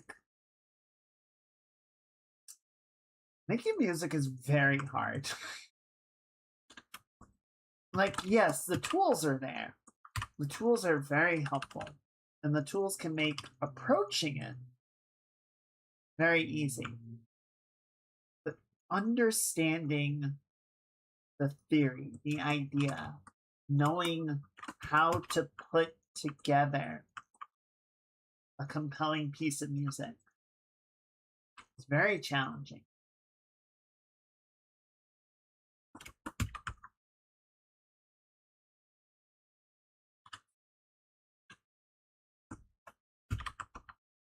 And I am decidedly not very good at it, it turns out. It's not the art form that I have spec'd into.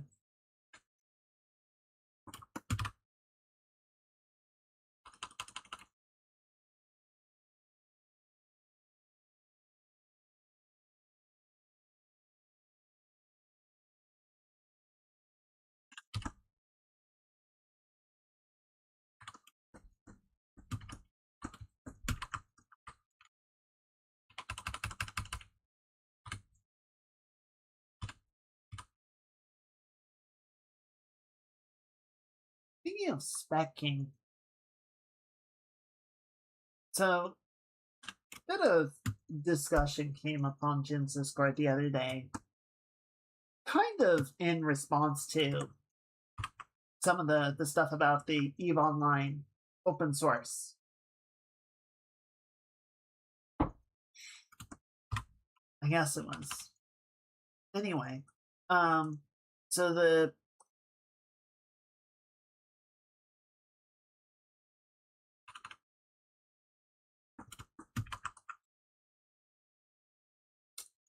trying to order my thoughts, but for basically forever, I guess, like it's always kind of been there. WoW has had people running private servers, right? I would say basically ever since, I don't know, probably even before Burning Crusade, right? When there started being distinct versions of the game, distinct befores and afters. You know, people just wanted to have a version of the game running that did specifically the things that they wanted to do, the version of the game that they wanted to play.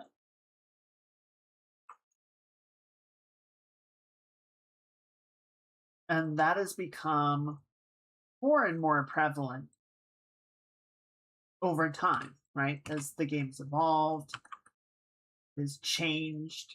Not everyone necessarily agrees with the ways that it is. And some people miss the way that it used to be. And real foot in mouth moment where Blizzard was asked directly about the possibility of hosting vanilla servers. And the devs said, no, we're not going to do that, and you don't want that. You think you want it, but you don't. And then a couple years later, they were like, shit, people really want this. All right. WoW Classic, everyone.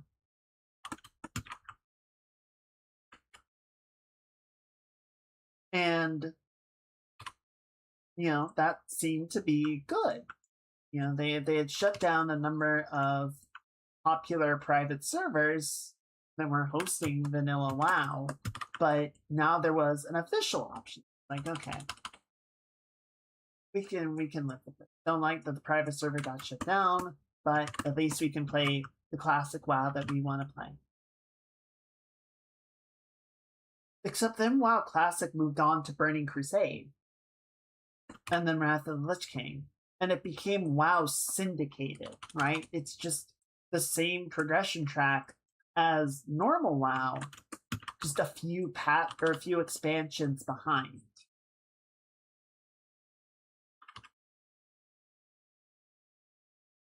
And I don't know, from what I see, from what I understand, people are still running private servers because, like, well, we want a certain version of WoW, and we even have a few ideas in some cases on how to, change the game to make it more interesting.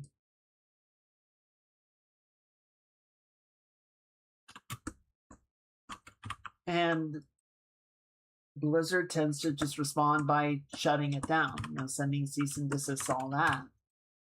Which, on one hand, my understanding is that they have to, right? If they don't defend their IP, it becomes liable to be sort of given out to the public, right? They lose the ownership rights if they don't defend it, which is a stupid law, but it's what it is.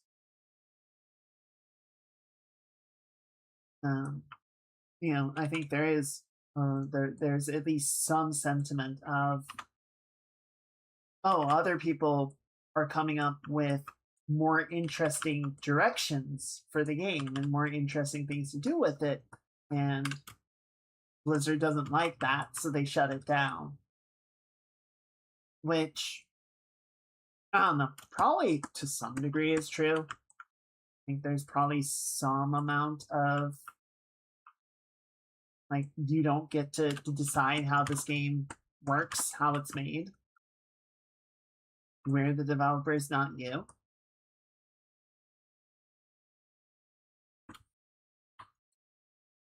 I don't think that's most of the team, though, right? It might be some of the people towards the top, but I don't think it's the majority. Give me 1 second. I'm getting a little hungry. I'm going to have a bite to eat. 1 moment, please.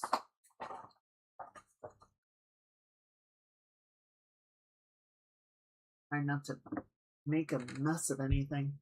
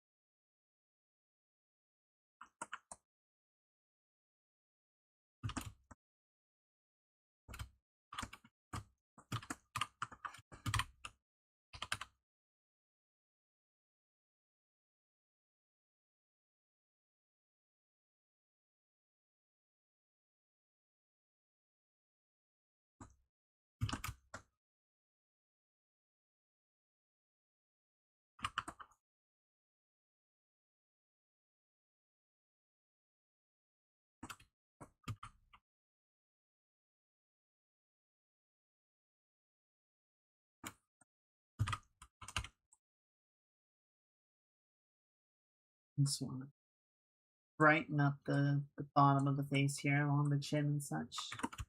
Took in a little 5 o'clock shadow as I'm not really digging.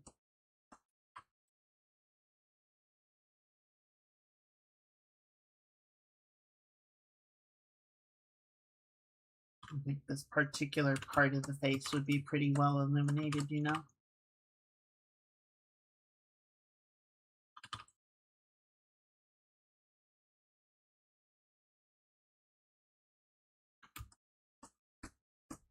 Better.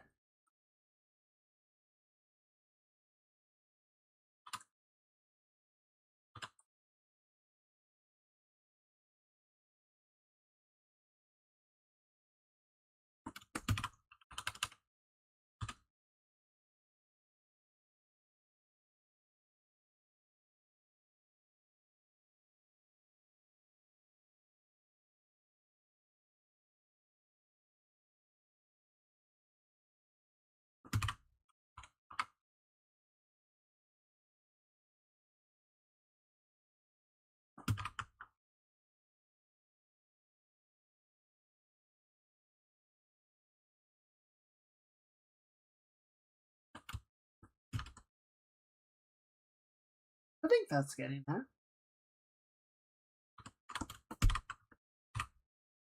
We can sort of, instead of our normal highlights on the top of the cheek, we'll do it along the bottom of the cheek because, you know, that's the side most directly facing the light source.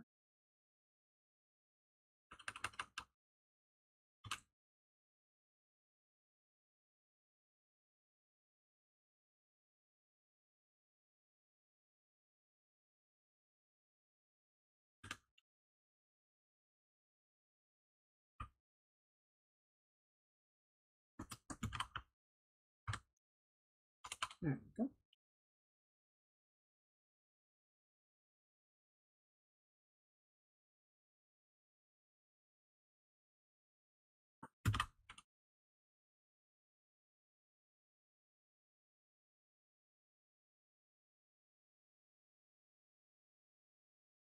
Good.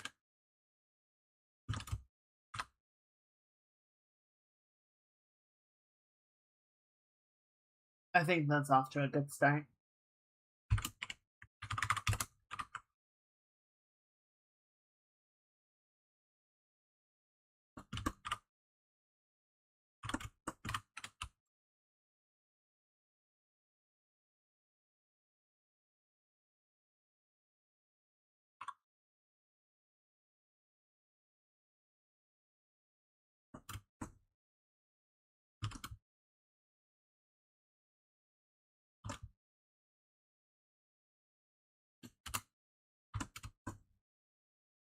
Good.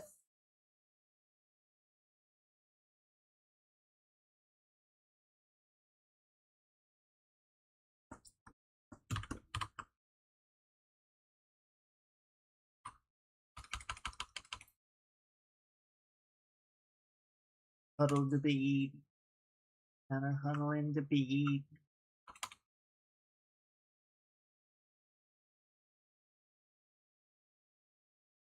Long boy.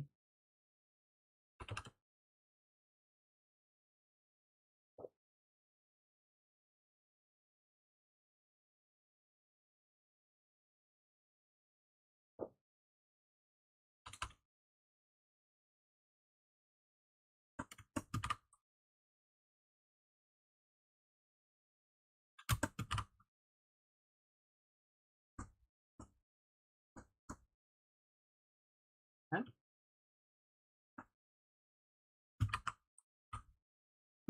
I hear some popping going on outside. I think people are getting into a celebratory mood.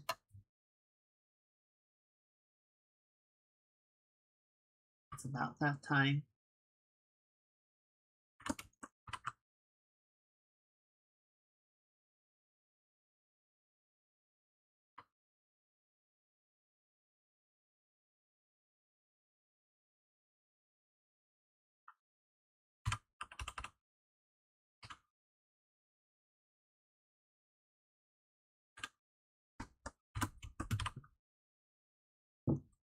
Yep, there it goes.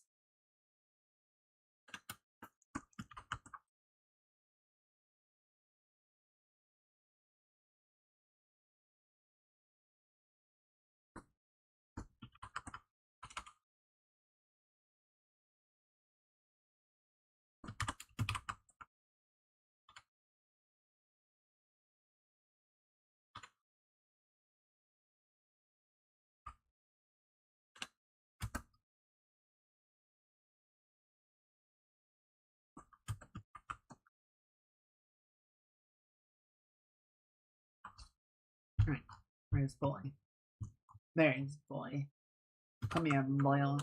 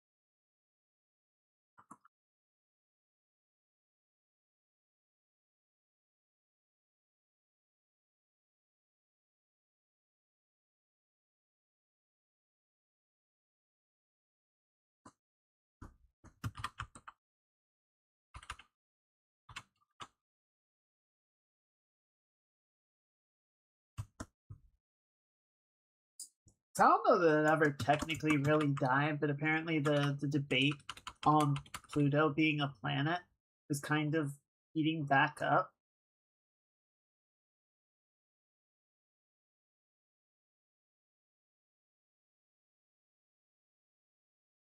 One of the categories in the early 2000s, or one of the criteria for being classified as a planet that ultimately demoted Pluto, was, they decided that a planet must have been able to clear out its orbit of other objects, right? And Pluto did not meet that criteria, so it was relegated to a dwarf planet, which pissed off a surprising number of people. But in the intervening years, we've discovered that many of the other planets, Earth included, have objects orbiting, or objects within the same orbit as us, right? Out along the Lagrange points and whatnot. They're objects that have fallen into a stable orbit and they're just hovering out there. And Earth hasn't been able to clear out its orbital path of these. If anything, the fact that they're sitting in the Lagrange points indicates that they're, in fact, maintaining the presence of other objects within its orbital path. They wouldn't necessarily be sitting there if not for the planet. So, is that a valid criterion for saying Pluto doesn't get to be a planet, but all these other ones do?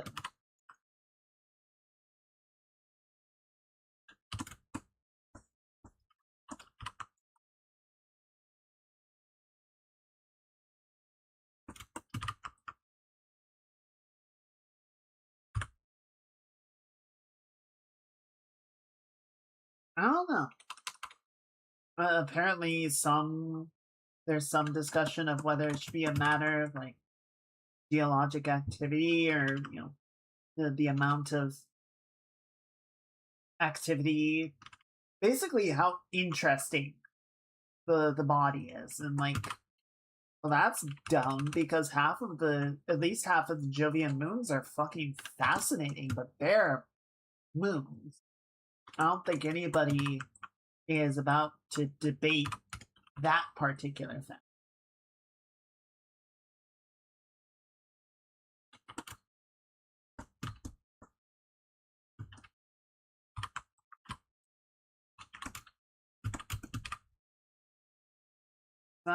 As is often the case, humanity tries to fit nature into nice, clean little boxes and give everything a label.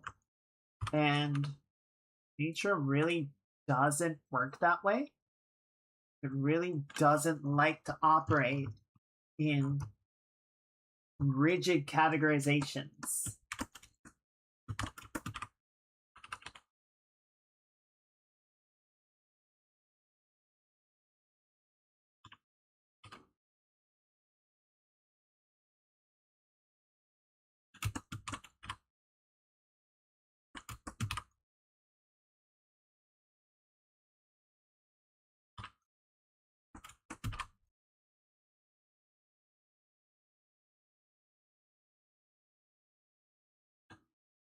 I think the other two categories, or the other two criteria, are fine, right?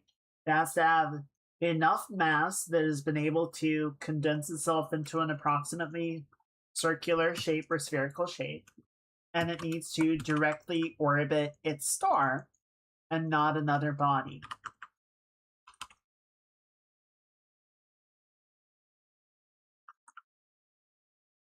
Though Pluto is not quite there, but it does bring up a possibility, right? Because the barycenter, the pivotal point around which one body orbits another, Pluto and Charon are close enough in mass that the barycenter for that system is actually above the surface of Pluto. So Charon is doing a pretty wide orbit around the barycenter, but Pluto is also orbiting the barycenter, opposite of Charon. And the two are kind of doing this weird, like, somersaulting dance, or leapfrogging dance almost, as they orbit around the star. So, Pluto is absolutely larger than Charon is. And so it's, pretty self-evident of which one would be, for lack of a better term, the planet. I was going to say the dominant, but which one would be categorized as the planet and which one would be the moon. But suppose find some star system at some point that has two celestial bodies that are approximately the same mass and have somehow managed to get into a conjoined orbit where the barycenter is more or less in between the two of them. So they're orbiting their star, but then they're also spinning around this invisible axis equally, completely independently, or, along their orbital track. Would that then still be a body that is orbiting the star? Are they orbiting each other? Are they orbiting both? And does that make it a planet? Or is it a moon?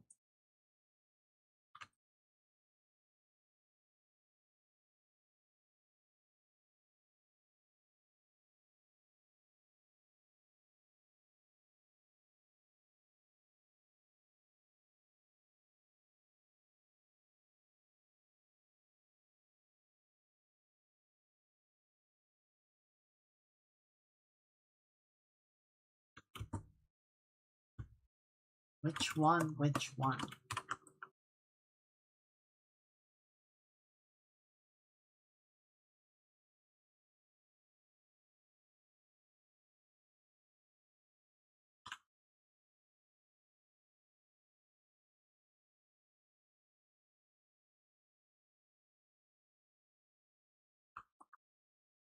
You might say, well, kinda. The possibilities of that happening seem astronomically small. But the prevailing theory right now on how Pluto and Charon got into their current configuration was that the two of them were,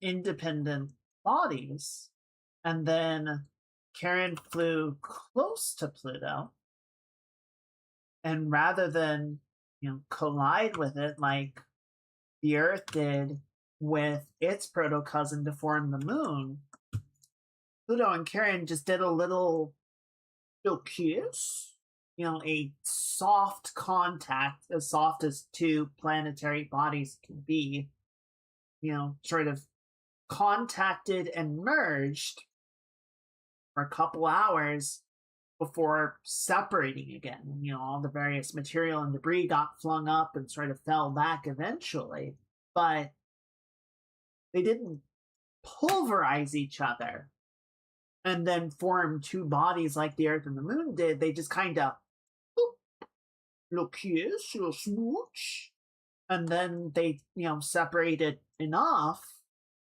but they never fully separated again.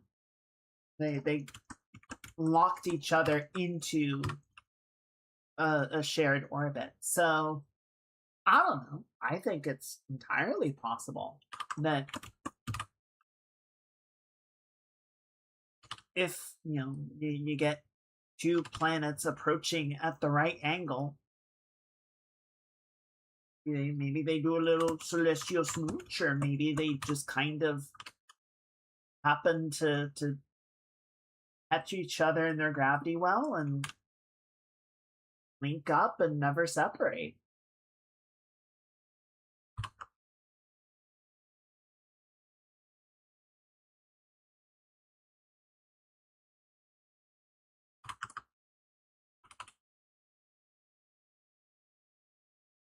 Or maybe they will. There's a planet in Mass Effect, and I don't remember if it's a moon or if it's a sister planet, but it's a very lovely sort of Earth-like world that everyone's like, oh, this is so nice. We want to live here. We want to colonize it. And they're like, yeah, but the moon's gonna crash into the surface in like a few hundred years. So we should not develop the surface right now, because there's not going to be a lot left once that happens.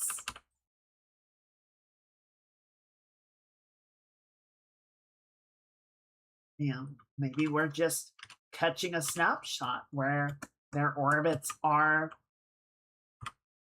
relatively peaceful, but in 1,000, 10,000, a million years, they fully destabilize and drift apart or crash into each other.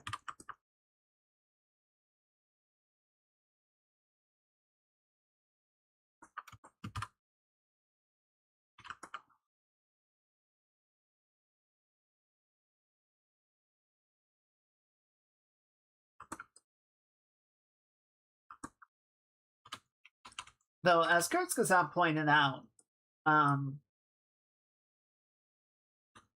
for two planets to actually collide with each other, they would have to be like on different trajectories. You know, if a moon were to crash into its parent planet, like if the moon were to crash into Earth, the Roche limit would tear the moon apart well before it actually reached the surface of the planet, the surface of the Earth.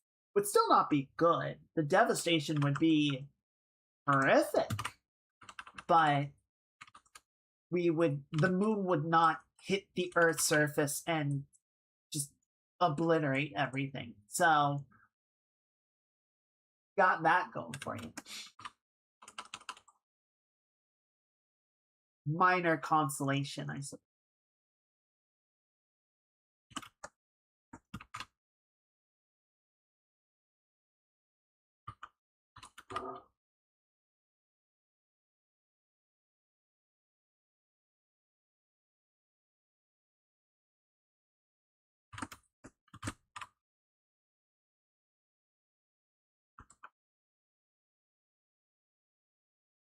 Things to hope for.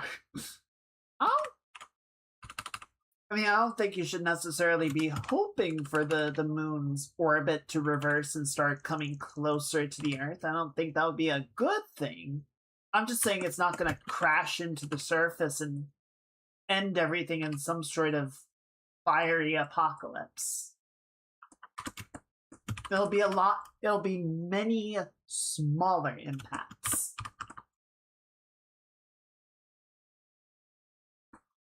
Like a lot of smaller impacts.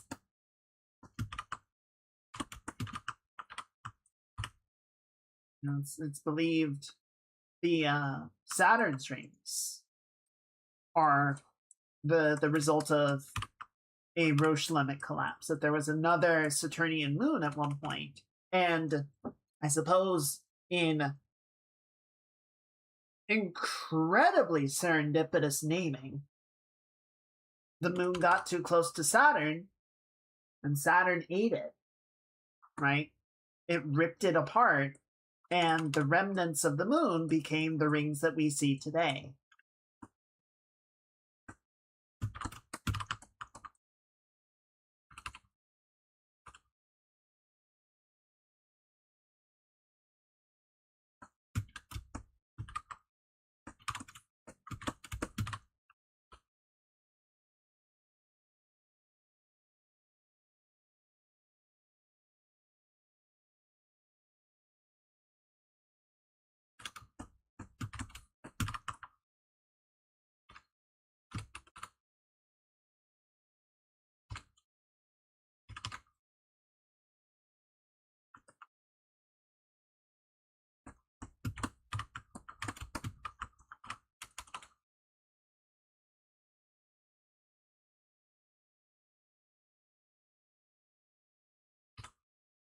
I don't know. Space is weird. For all the crazy things, it feels like every time, something has come up, and people are like, no, that's too outlandish. Couldn't possibly happen. Space is like, I did it. It's over there. You just hadn't found it yet, but yeah, no, totally possible.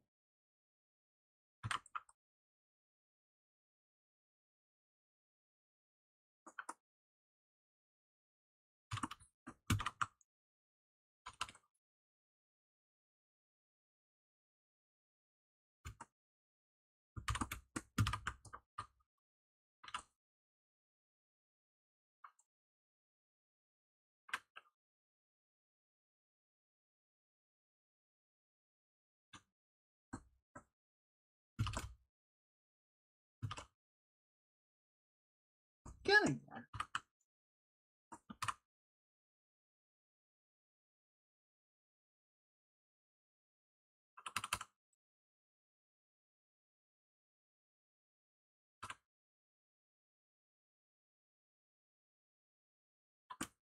Still mostly just doing block-in right now,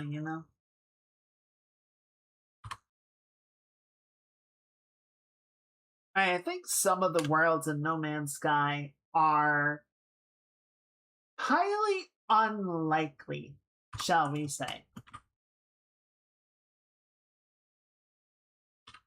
So I don't know. I would be hesitant to say. I think there are some that are very, very unlikely. But I don't know, the ones that sort of initially jump to mind, as exotic as a lot of them are, is like not necessarily impossible.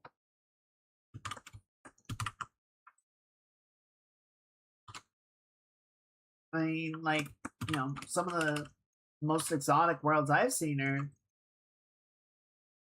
they have like those giant, like everything is hexagons, right?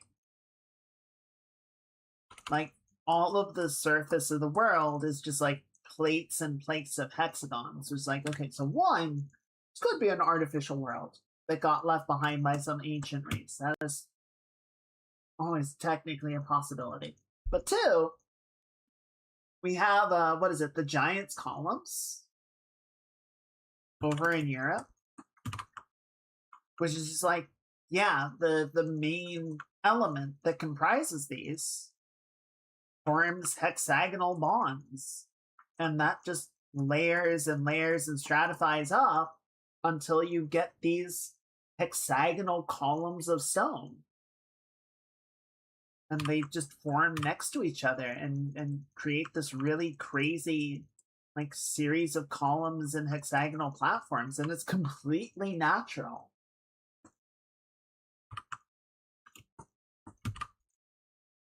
So, you know, if that became like one of the primary materials for the crust of this world, then yeah, it does kind of stand to reason that you could get a planet where much of the surface is comprised of these hexagonal plates. It's highly unlikely, but it is not impossible.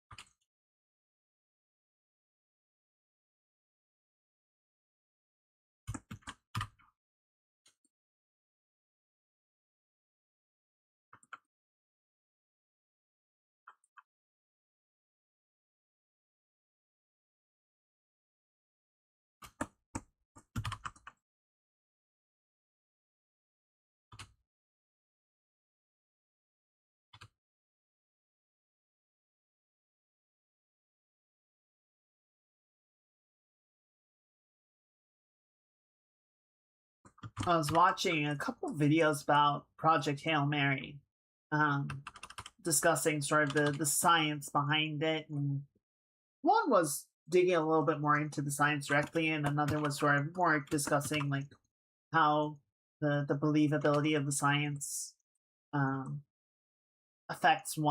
potentially affects one's ability to enjoy the movie.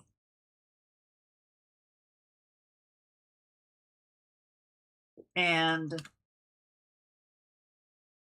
I won't go into specifics because I know some people haven't watched the movie yet, and I would still very much recommend that you do.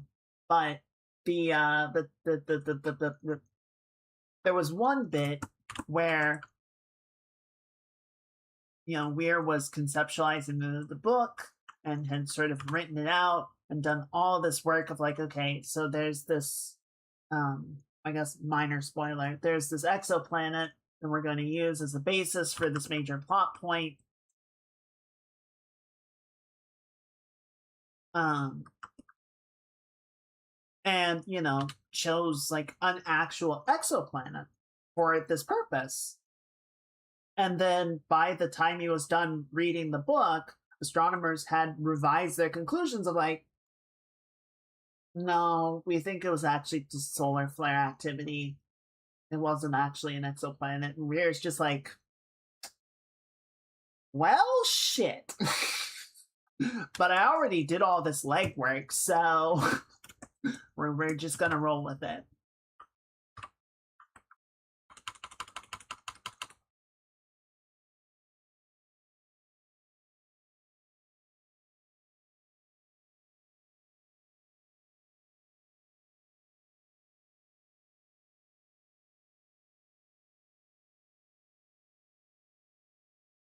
Man, there's definitely some stuff, like, a bunch of people have nitpicked little awkward things about this, that, and the other. Like, oh, why didn't they do this? Or this wouldn't work that way, so on and so forth. And as the video maker put it, if you tried to make a movie that was perfectly logical and made sense to everyone that watched it, you wouldn't be able to make a movie.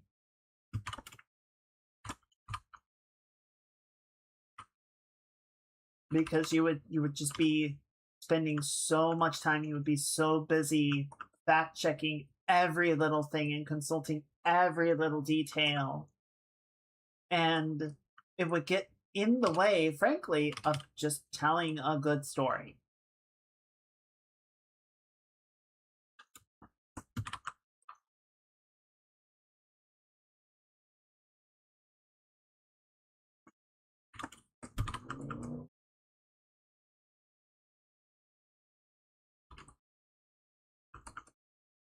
Some point you just gotta concede that it's like, this is necessary for the plot to happen, and the less that you have to do that, the more that you can sort of ground your story well and make it, I would say, at least plausible, believable,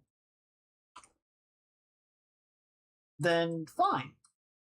There is one thing that got pointed out in the video, and I was like, oh yeah, that doesn't make sense. But it was never brought up in the movie.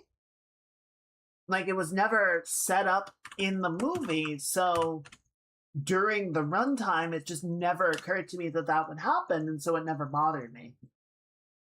Howdy, turtles. Happy Saturday. I hope you're having a good weekend. Hope things are going well for you. Welcome in.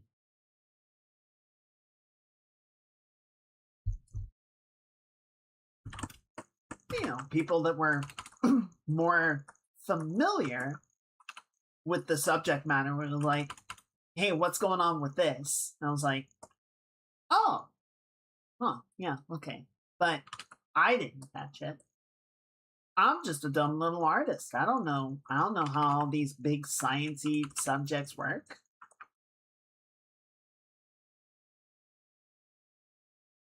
You think I can math my way out of a paper bag? Expect me to understand physics and shit? Fuck.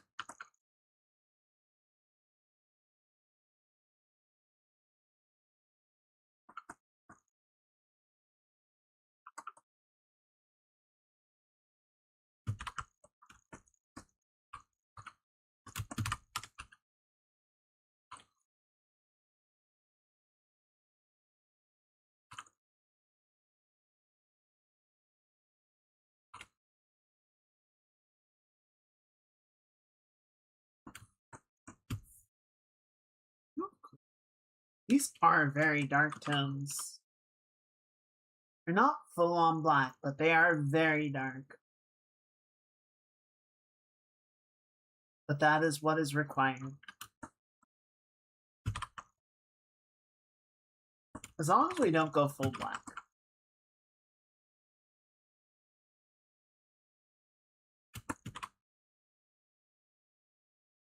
Remember, chat, once you go full black on your value scale, you can't go any darker. You want to save those for the most extreme circumstances.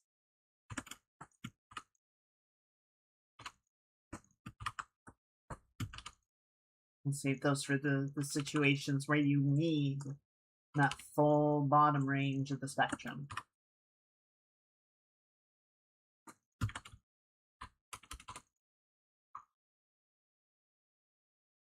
Same thing on the light side. You gotta respect your tops and respect your bottoms.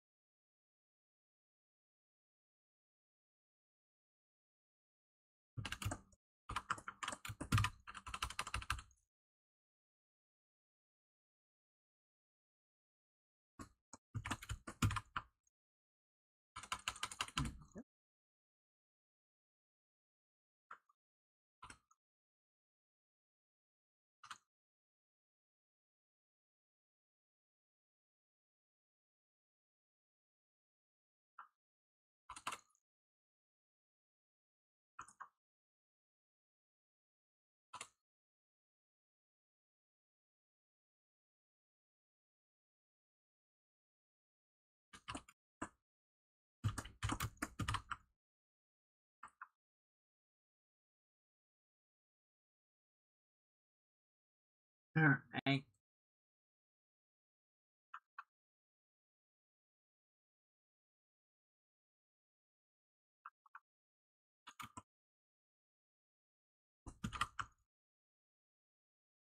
A little bit of this around here.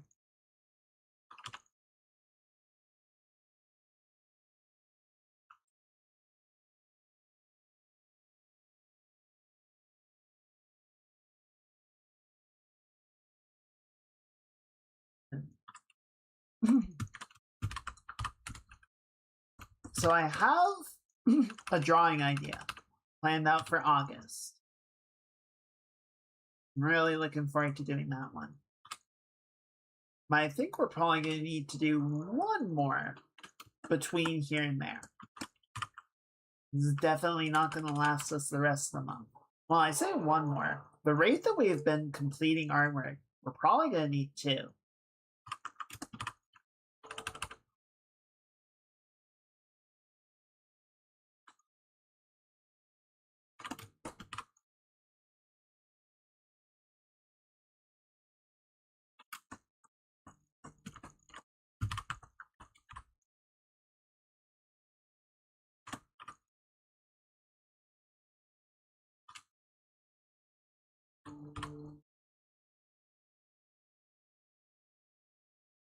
Good chance of that.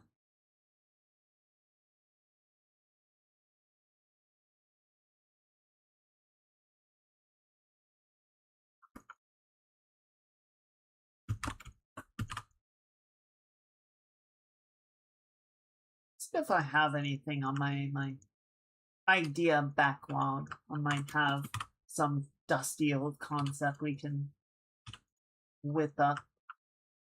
Or maybe we'll find somebody to do some summer artwork for.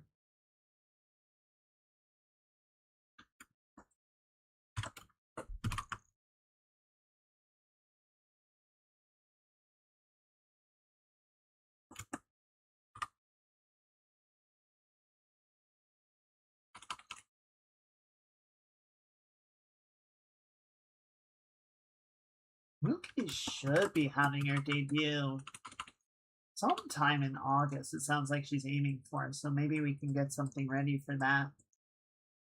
That'll be cool.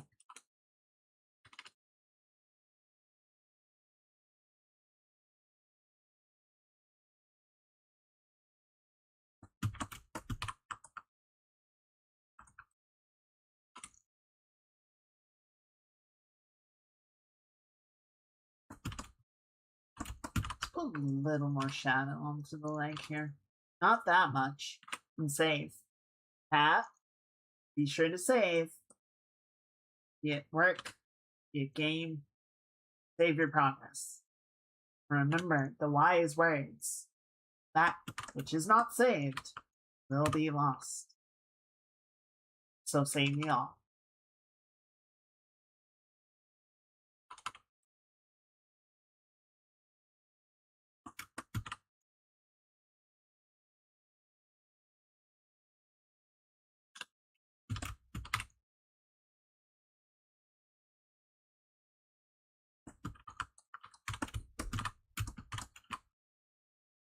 Andy gets it.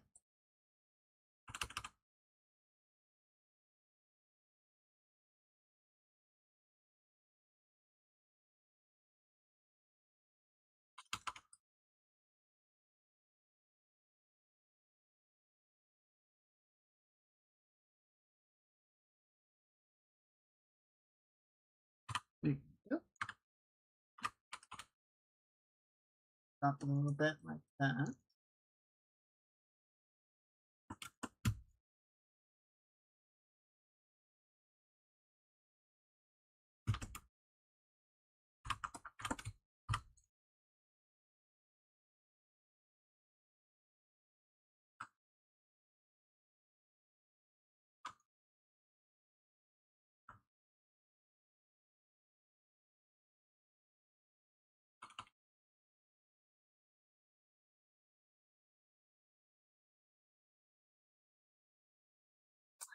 Okay, I'm actually gonna...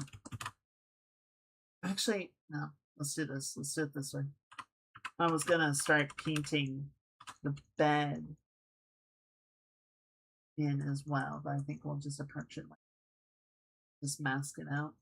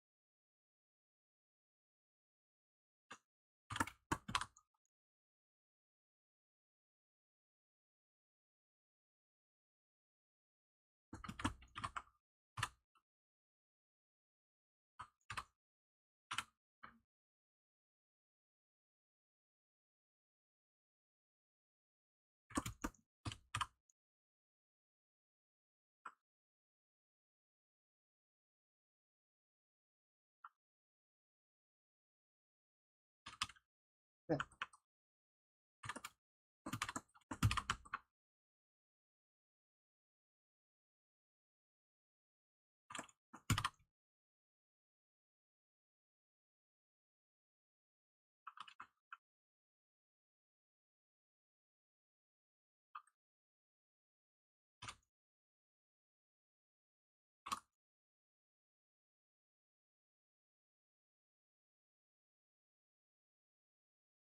Alright, that's looking pretty good. I mean, it's not looking amazing, but it's getting there. Don't want to let it overdraw, right? Too much.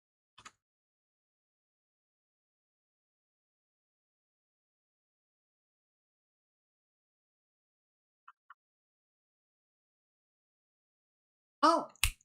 I forgot to mention, I was browsing Steam earlier. You know, the summer sale is going on. I completely forgot Planet of Lana got a sequel. And it is out.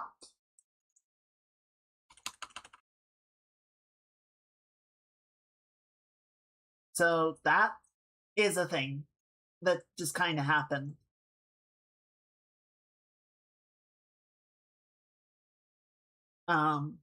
So it's in my cart. I haven't bought it yet, but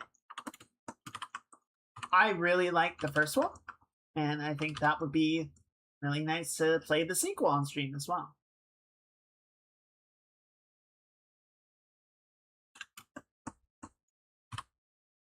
Maybe we can do that on Tuesday.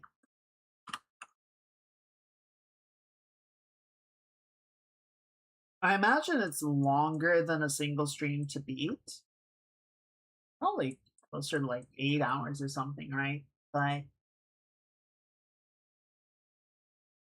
I don't know. Maybe that would be. Maybe we can do that. That wouldn't be a bad idea if we did it on Tuesday and then we finished it on Thursday. Then we did some drawing. That could be good.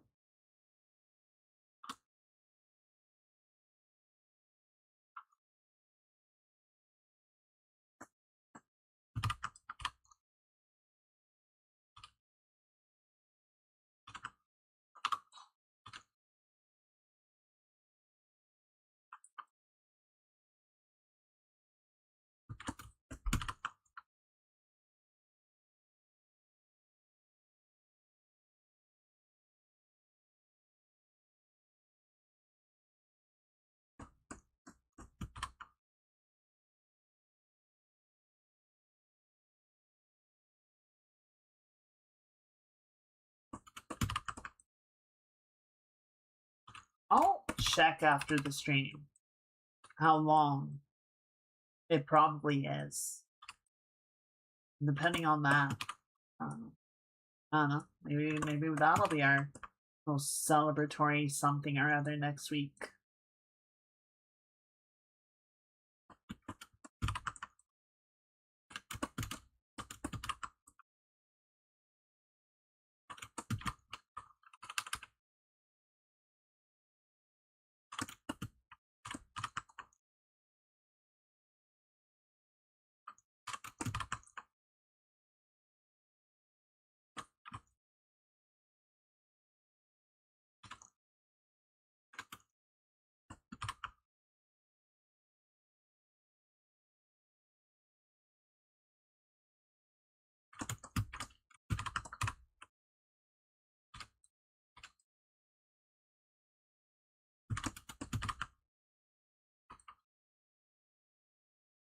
clean leg a little bit here.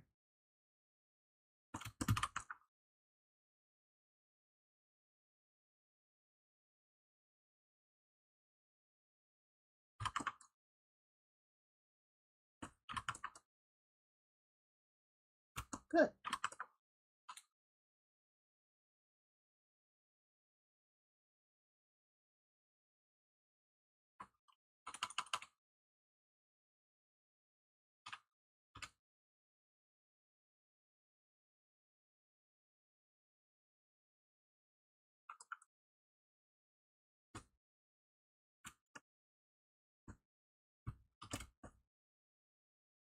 Alright. I think it's coming along alright. Double check these here sleeves of ours. Where did it go? There you are. Use a little bit kind of tubular and uniform. And a little bit more natural in its shape. Actual proper breakup.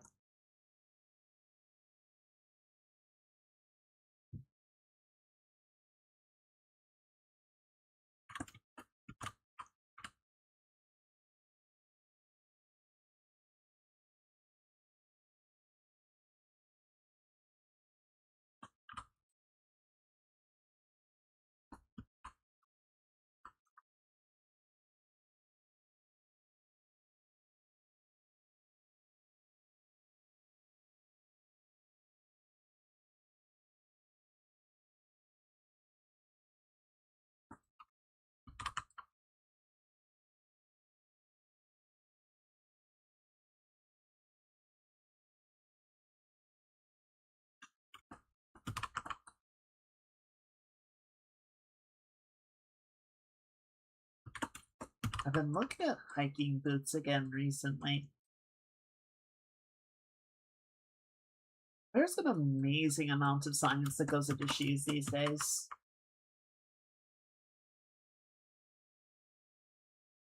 It's kind of impressive, but it's also kind of scary. Like, doesn't the shoe just go on the foot? It's like, yes, but there's all these things to consider.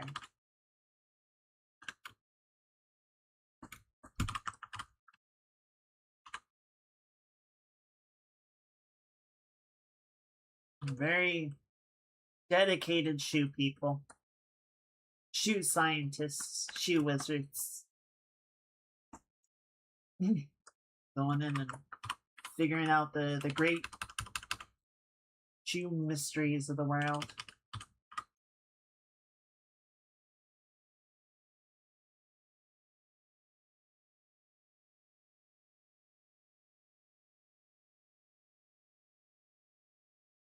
Might try and go next week, see if I can't try something on and see how they feel.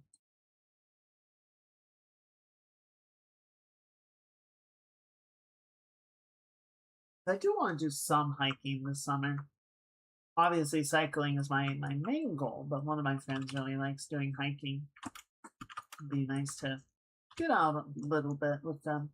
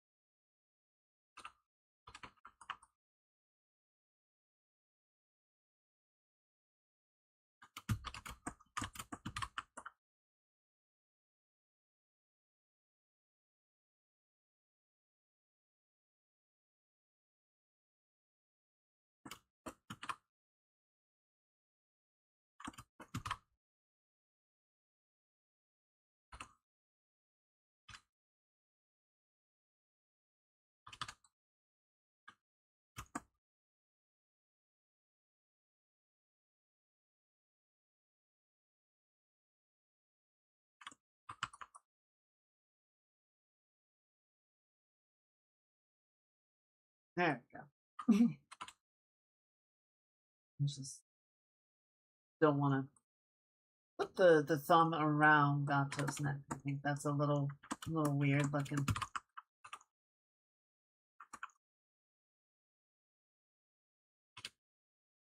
Because I think this has a little bit more of a like scritches pose.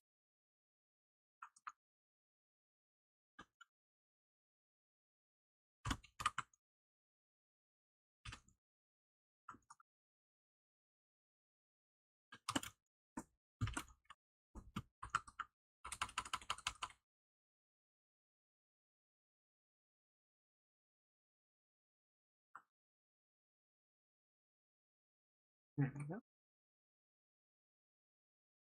Not dark out, but I'm definitely hearing more popping. Are starting to set off their payloads.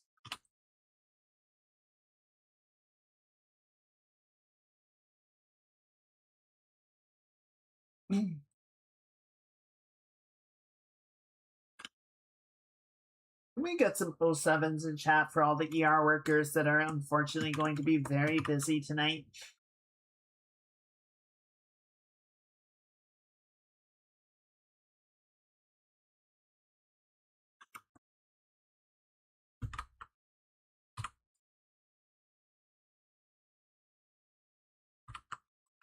And some 07s for all the digits of various natures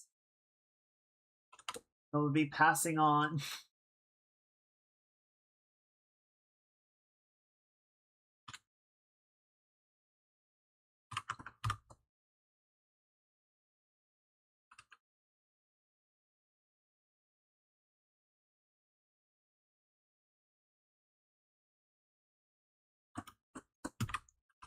Put the thumbs down the air, get to add some peas to their collection.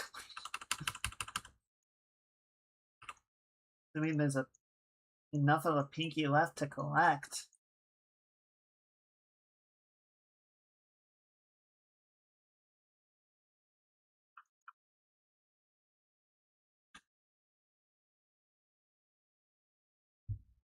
This, I wish, I know I'm not going to be able to find this meme again.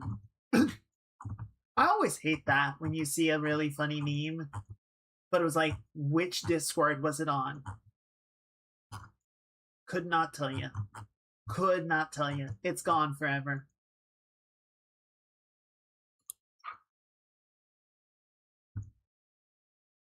It was there for a moment, it was enjoyed, and now it is gone.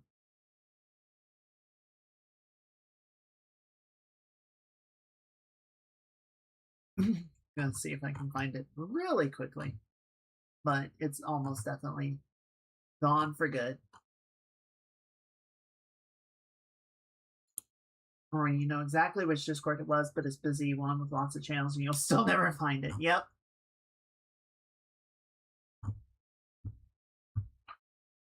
And it's one of those things of like, it was probably on like one of these four. But yeah, I have no idea. Okay, yeah, it's gone. It's gone. Oh wow. It was something to the effect, it was like the National Consumer Safety Committee or whatever, you know, safety advisory. I'm like, you know, the usual thing, the usual responsibility, you know, please be responsible, don't do dumb things with your fireworks, don't launch illegal fireworks, so on and so forth. And, you know, some person was like, fuck you, you don't tell me what to do, I will launch as many fireworks out of my mouth while putting on a t-shirt as I possibly can. And someone, they responded to the person like, so when you're doing this, are you like putting the t-shirt on? Are they lit in your mouth? Are you launching them out of your mouth? What's the plan here? And they came back with a like, you know, a rough drawing of, you know, them with like their head up. They've got like 4 sparklers in their mouth, all lit, raining sparks down on their face, and they've got 3 sparklers between their fingers like Wolverine claws, and they were just like this. And the consumer advisory board was like, thank you, that is super helpful. And then they retweeted that picture and said, don't do this.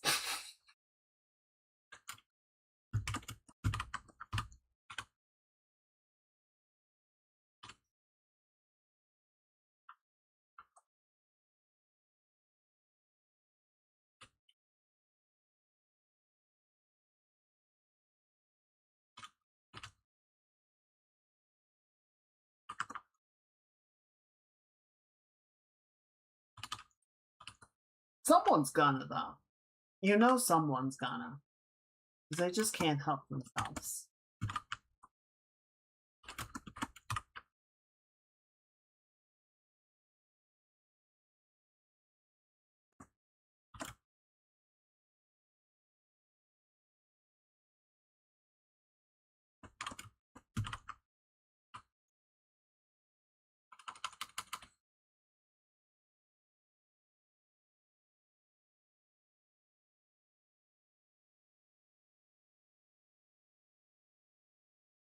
I do occasionally save memes just because they were funny, and looking back and seeing it again makes me laugh. But I very rarely ever save a meme and then, like, send it later on, you know?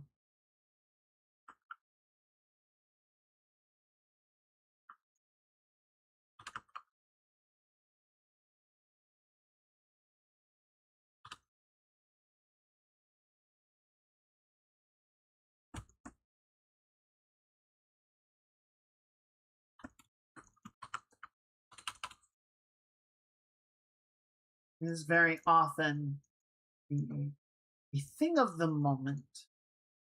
You see it, you appreciate it, you get a chuckle out of it, and then you move on.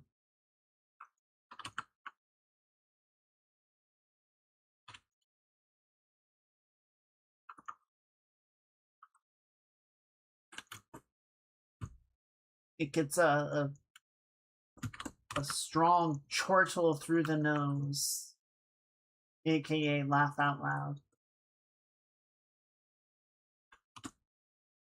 The mistake I always make is I browse meme channels before I go to bed.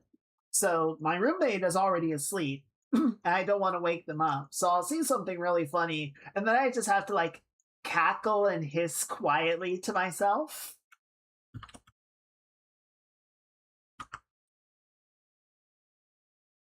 I can't actually laugh, you know?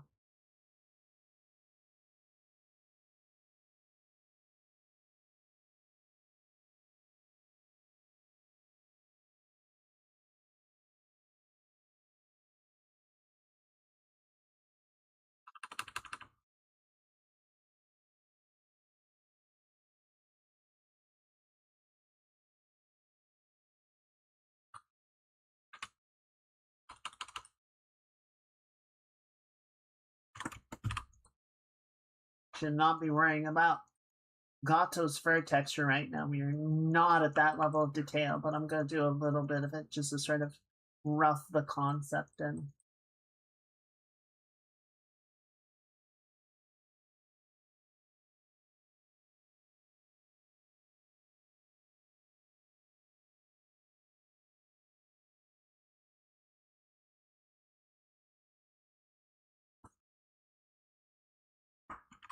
Not funny. He's a good boy. He's a good little mama's boy.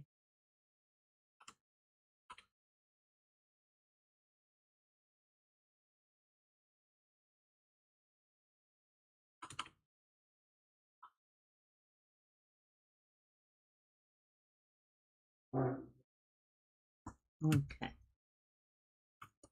I think it's coming along well.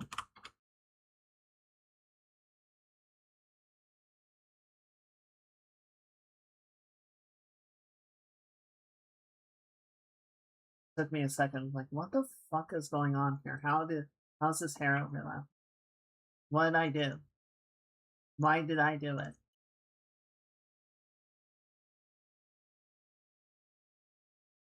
But I remember. Because I'm smoked.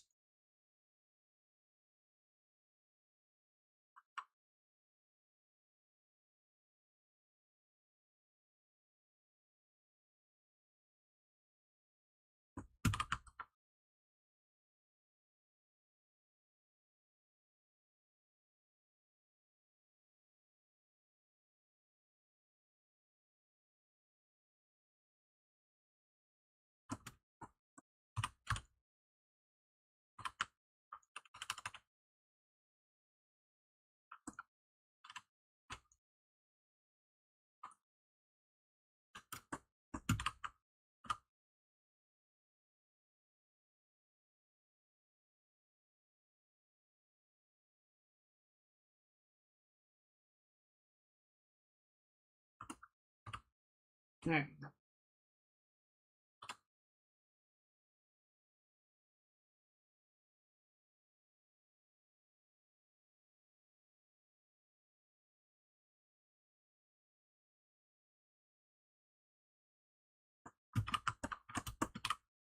A little bit more back here just to start to fill this out. You can tell where we got a little fast and loose with some of the walk-in.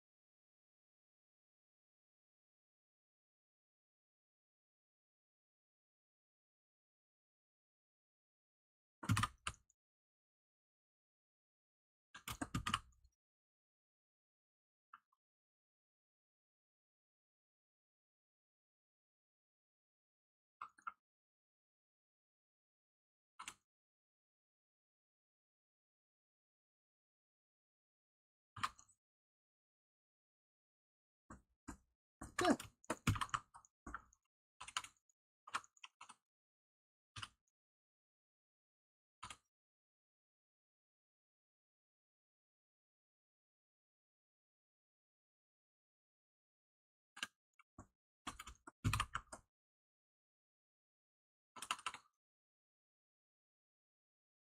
What order in the Olympic, the Greek thing is Typhon? This is the father of monsters.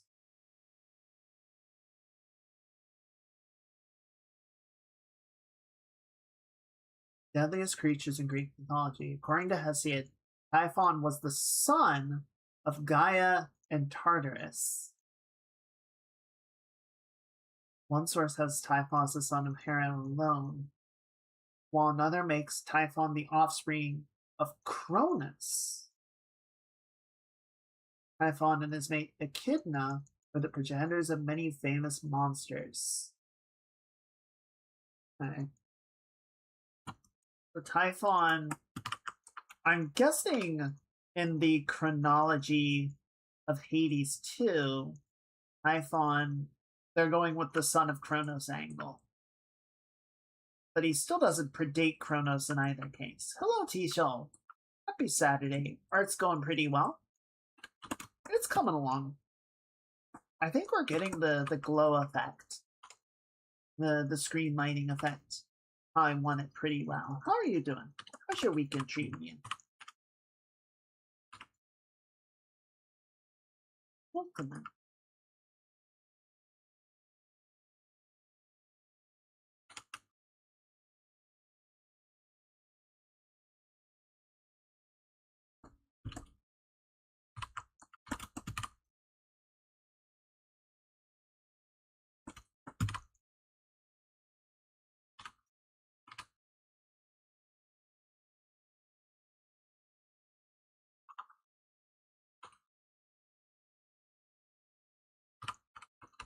Dungeons and Storms, much good food.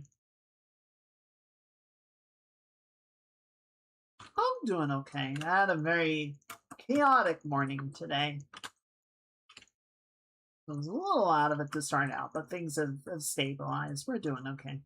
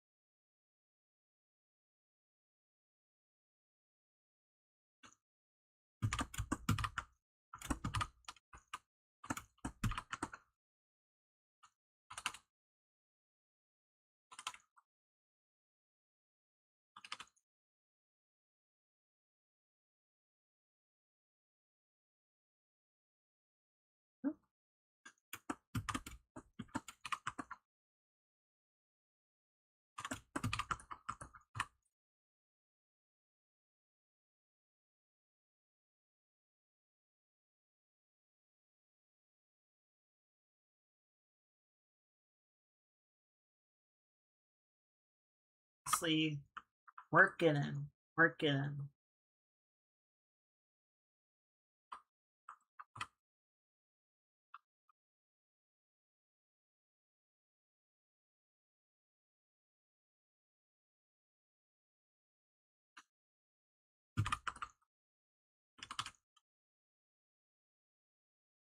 There's a video I was watching yesterday talking about nada in Japan.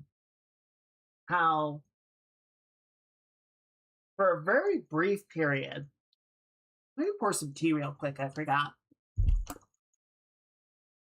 For a very brief period, Nara was the capital of Japan. But it was only for like a few decades. It was very short, at least in the context of Japan's history. It actually became a very large capital city. I think almost the size of Washington, D.C.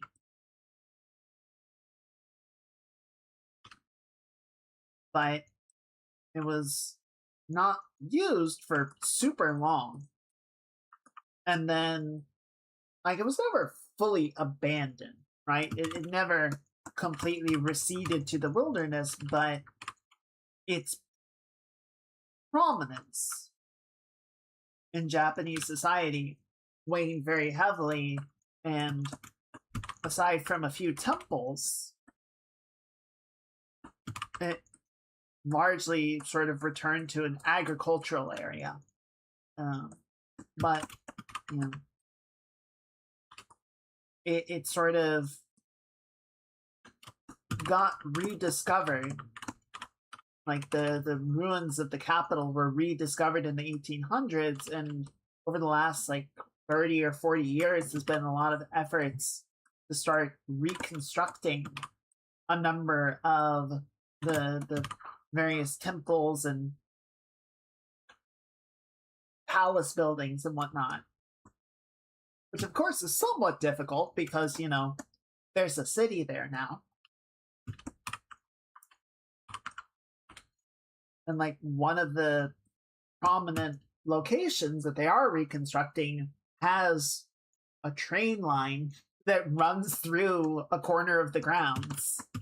So it's not like, you know, they're rebuilding the entire city as some sort of historical exhibit, but parts of it, they are, you know, some of the more prominent temples and pagodas. And some of it, you know, they've just sort of designated as historical sites for like posterity, even if they're not rebuilding anything on it.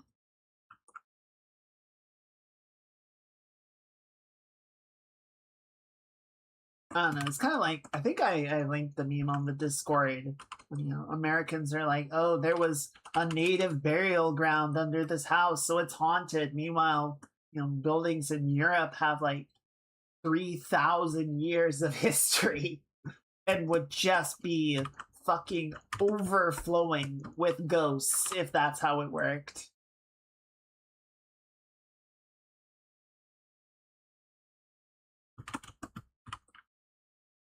Which, I don't know, maybe they are. They do have vampires and shit in Europe, right? I mean, hell, supposedly there are vampires in Seattle. And Los Angeles.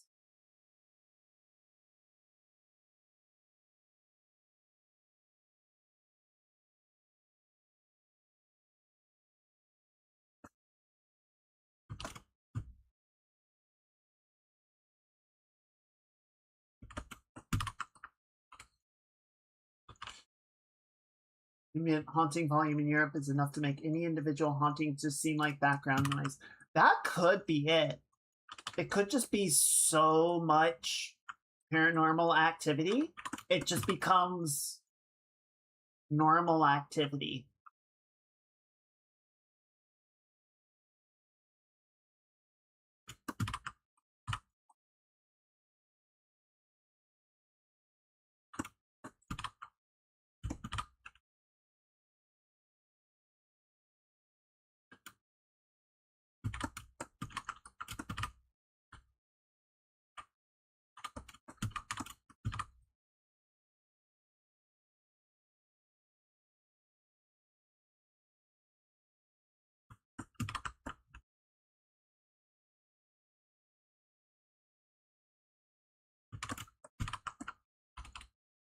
Hey, Tech. Happy Saturday, happy weekend. I hope you're doing well. Welcome in. How's it going?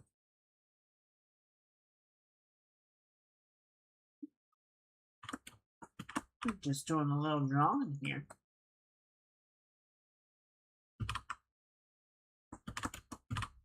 Very easy. It's been a long day. Yeah, so we were actually working on this a little while back. And then we sort of put it on the shelf because there were other art pieces that needed to get done in a more timely fashion. Tighter deadline and all that. But we have completed those, and now we return to finish these two goobers.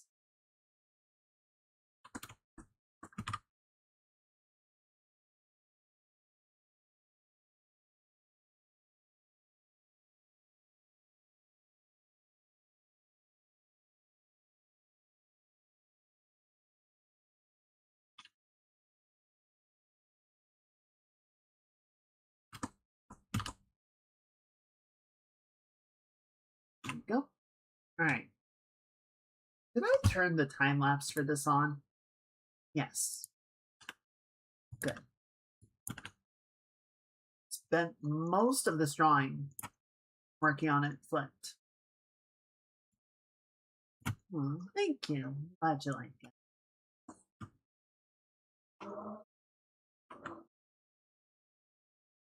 I think it's coming along well.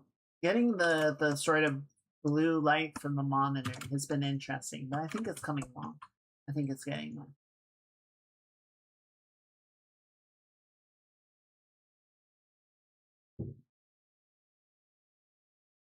That's one big boom. But can we get another 4?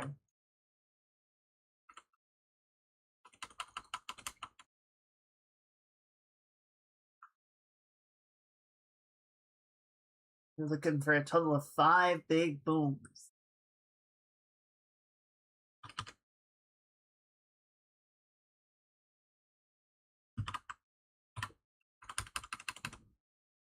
Thank you, Tech. We got it. We got the 5 big booms. Wow. I don't even know what that's from. I just know the meme.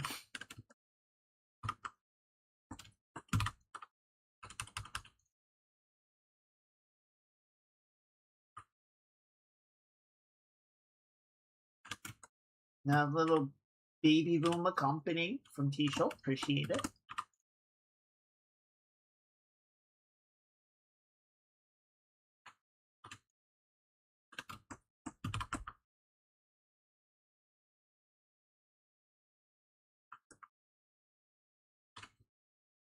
That was kind of a pissy little boom. Size wasn't bad, but kind of sputtered.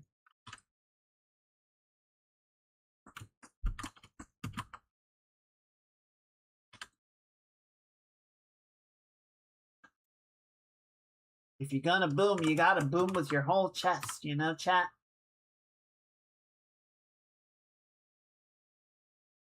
Do not half-ass your booms.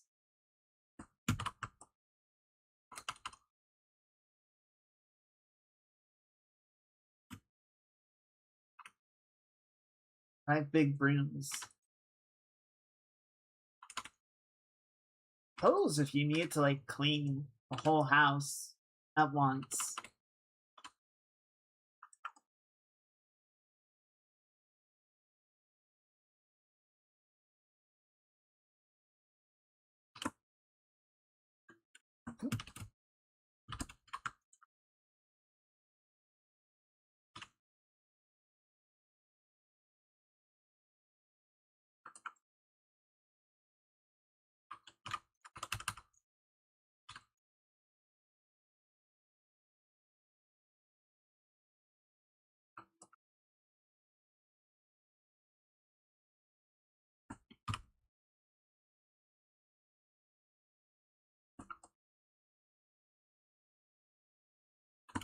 Did you guys see the ESA representative saying that Minecraft private servers are a form of piracy.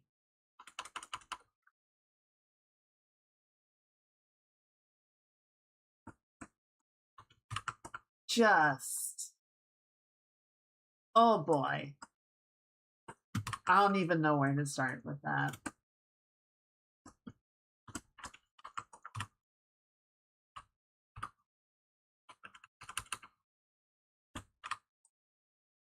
I don't know why. Something in my head at some point, I thought the ESA was like good. I might be thinking of a different organization, but yeah, basically trying to argue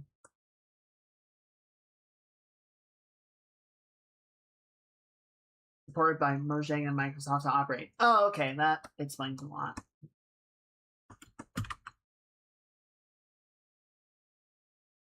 Or wait, that would be Minecraft, right?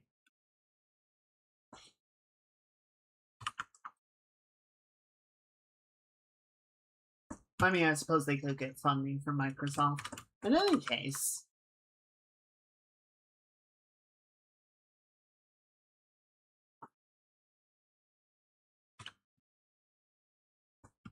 I don't know, it's just such a bad faith argument.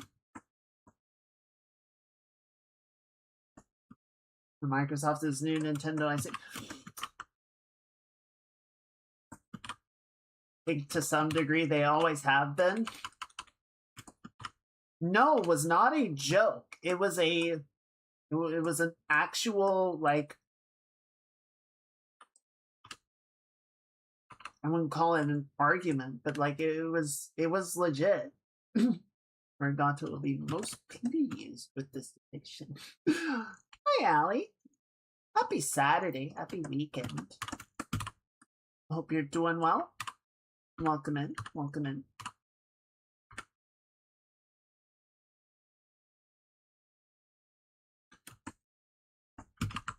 Glad you like it. I'm glad I am doing better than those medieval painters. It's like, you have seen a cat before, right? Yeah, totally. I know what a cat looks like. The cat.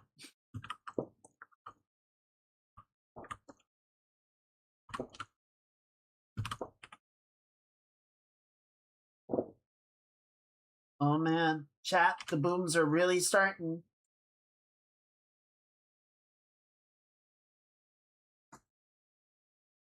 We're getting some big booms now.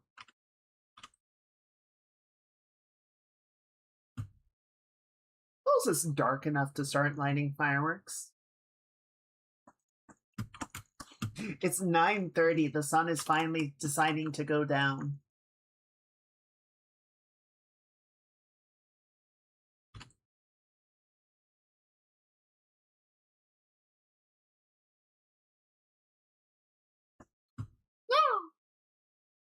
I know a cat. That's one fucked up cat. Why that cat wearing glasses?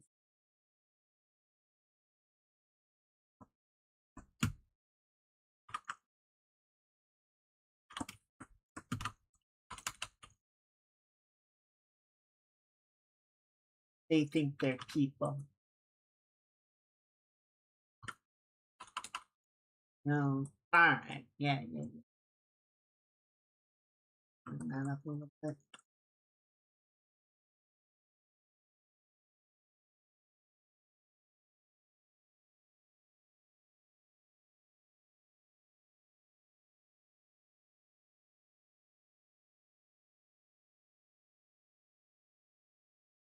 Good. Alright.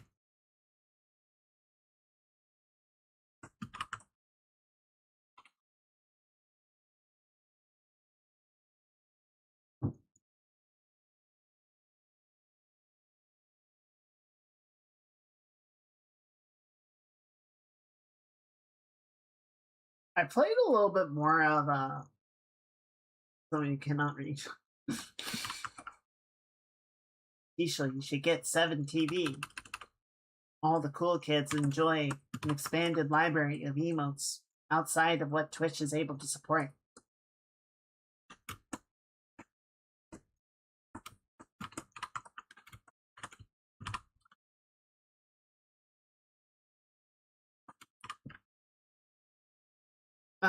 I've been playing through Prince of Persia: The Lost Crown.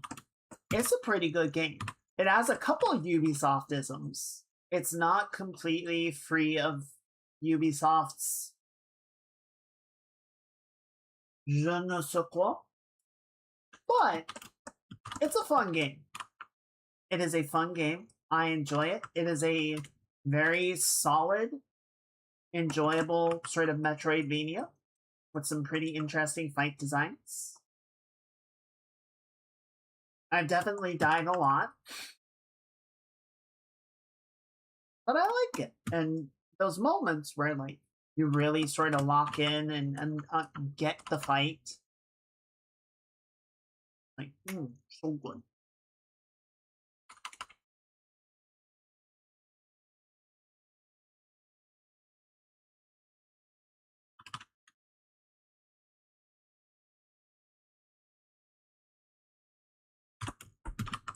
I have been tempted with Hades2 because one of the Arcana cards says basically don't use Arcana cards. I'm kind of tempted to do a run with that just to see how hard it is. I feel like a lot of the success is kind of dependent on the advantages that the cards give.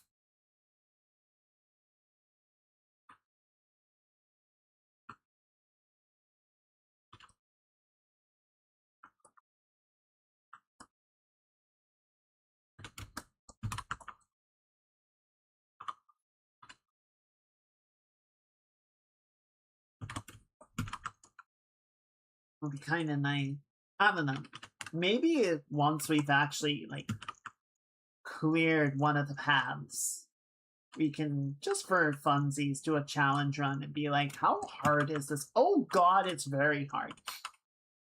It's so hard.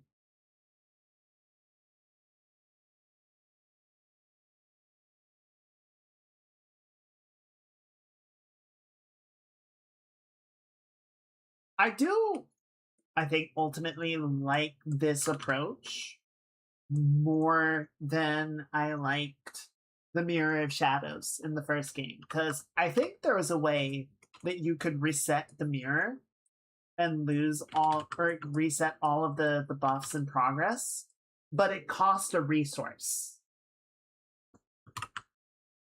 So you wouldn't just do like a challenge run for funsies, you were effectively respecking your progress. Whereas this is much more like, yeah, you can sort of mix and match what benefits you want. You can turn them all off if you want to do something more challenging. It just feels more flexible while still having a very similar way to execute.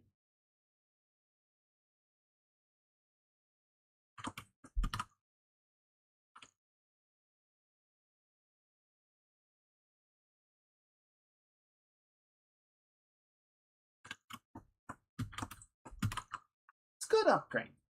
It's a good upgrade.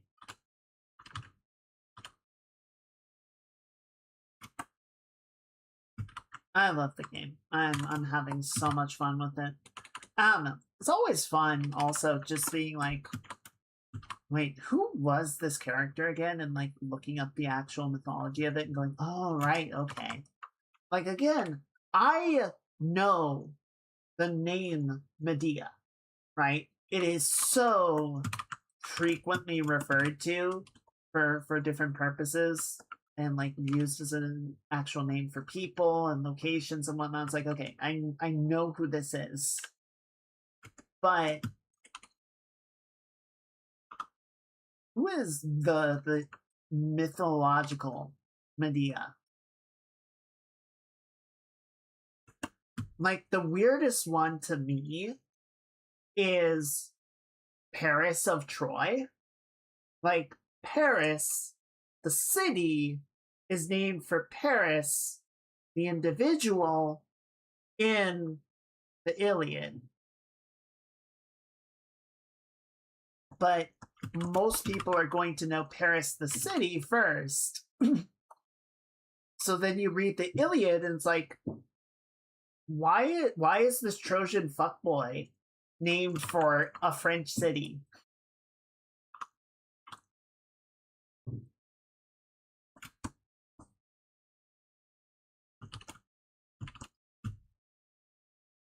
And then Homer has to just like facepalm and go, listen, you little shit.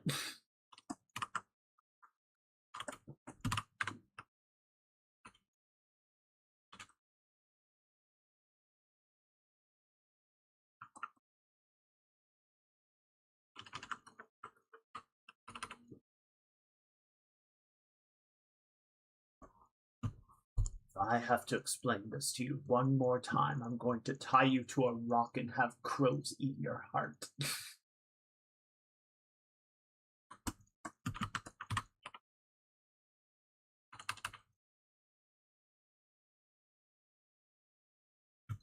Which reminds me, next time we'll be going over Prometheus. Wait, the shitty Alien prequel? That's it!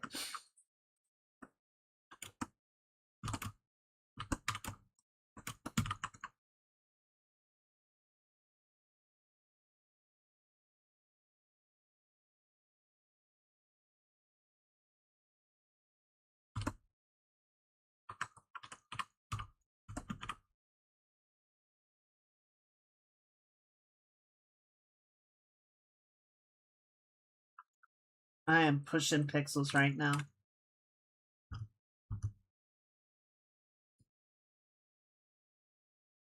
Alright. There's a couple more things that I definitely want to play around with, or definitely need to clean up, but I want to do a little something here.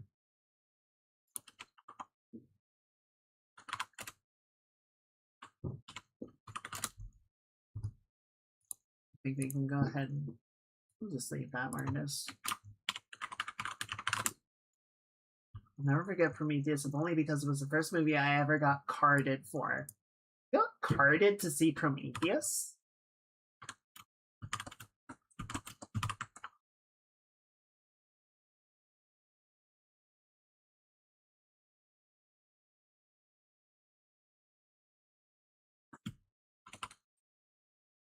Of all things.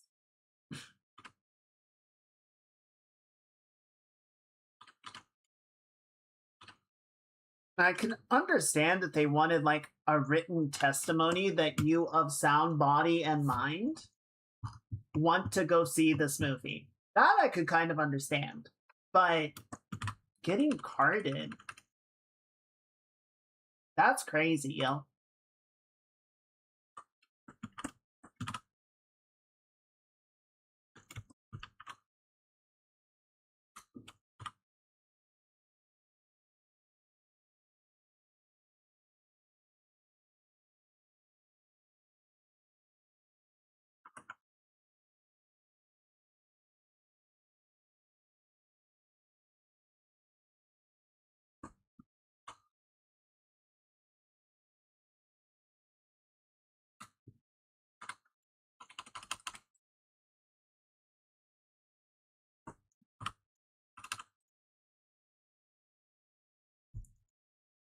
A card only because it's out of the art that serves alcohol.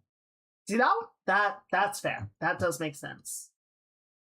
I think the last time I went to a theater like that, I went with a couple friends to see Blade Runner 2049. Now that was a good fucking movie. Love that movie. Wait, we're not doing this outfit. Doing the other outfit.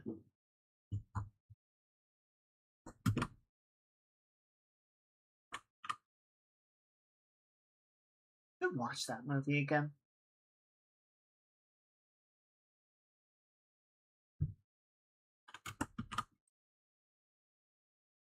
I'll drop a little bit of a hot take. I might have said it before at one point. the first Blade Runner is obviously a more culturally impactful movie than 2049. But in my opinion, 2049 is a better movie.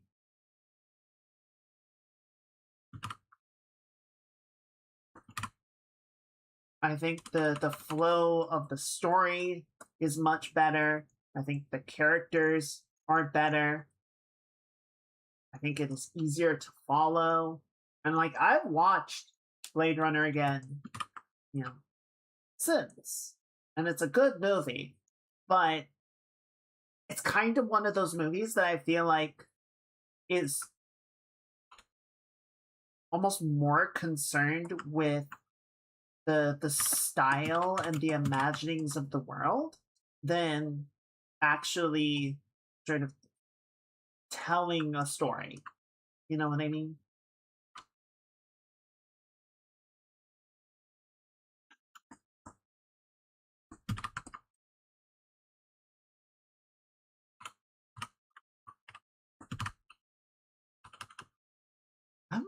What's the last? I went to see Dune Part 2 in theaters. That was the last movie I went to a theater to see. That was a good movie. I liked it. I liked it a lot. I think it was having not seen Blade Runner, what is it about? One, you should watch Blade Runner. How do you explain the plot of Blade Runner? It is about you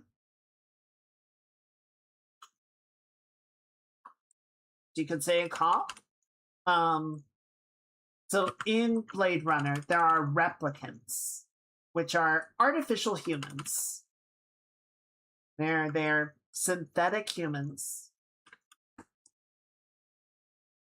Yes, I wanted to do something like this, especially with the new model and everything. Wait, wrong side, gotta flip it.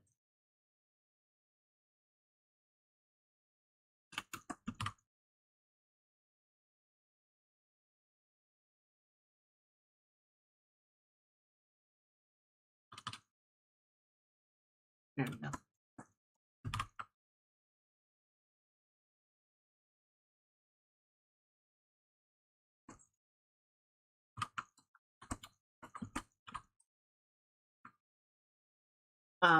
Okay, yes. So there are artificial humans, and when they go rogue, or when they need to be hunted down, they have special officers that are tasked with tracking them down and eliminating them. And those individuals are known as Blade Runners.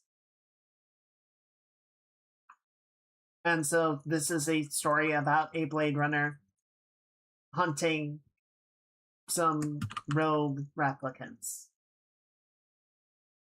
Some parts in the middle of the original Blade Runner that lean in like ambient cyberpunk cityscapes was so synth-playing, if I recall, got a little too much.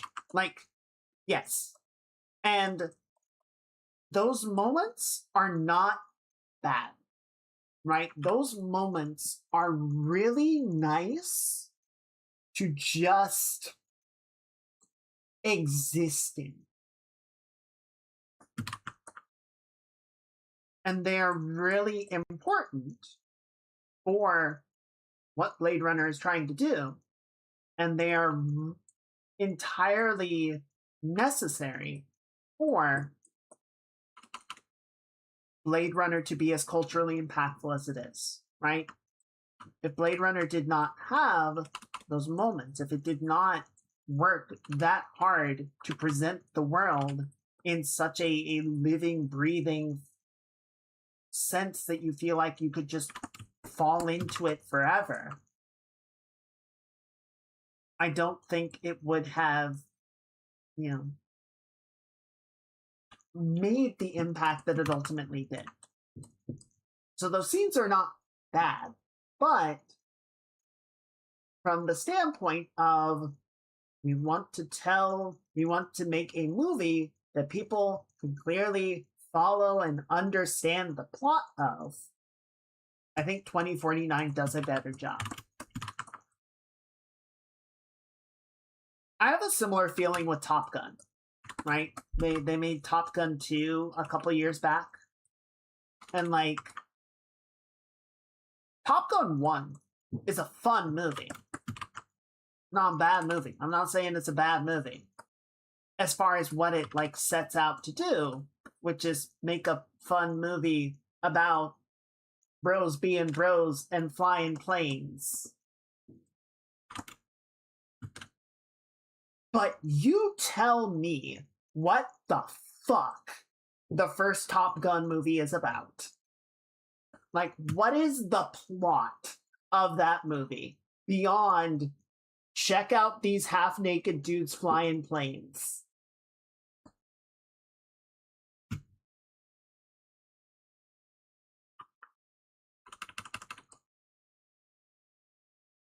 I was gonna make the shadow more like iconic, but I think it actually kind of makes sense to have it be one-to-one, so let's include Gato in there. The plot is the one guy gets shot down and it's sad. Yeah, like, you remember the iconic scenes, right? There's the bar scene, there's the volleyball scene, there's a couple of, like, aerial stunt scenes, and then there's the part where Goose dies in the crash. And, like, that's all you remember about that movie. Why did any of that happen? I tell you, I don't remember. I know it did. I know there was like another hour and a half of runtime around those scenes, but I couldn't tell you what happened in them. I mean, there's a couple other like shots that I remember, but I was like, what happened? What's in it? Who knows?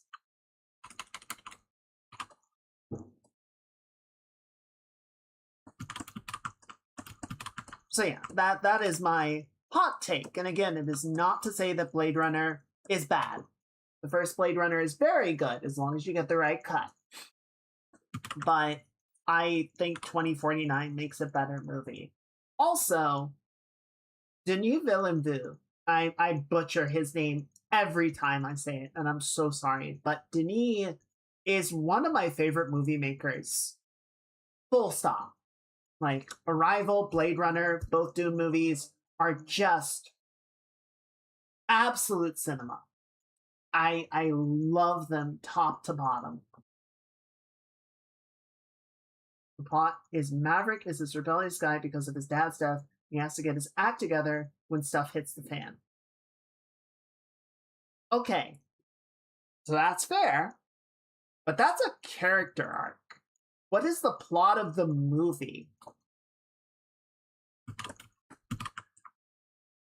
Like, I think they get sent to Top Gun to train because...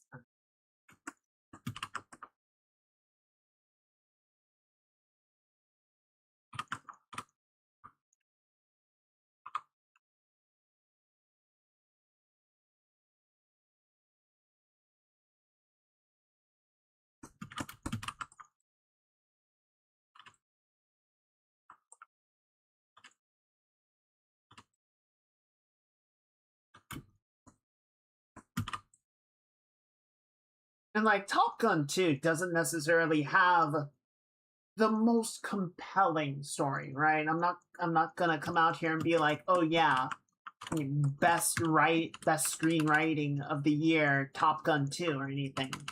But it's a very serviceable story that is fun and actually like carries you from scene to scene and you remember what's going on. That's all they got, but fly planes and blow shit up, so it's good. Fair enough.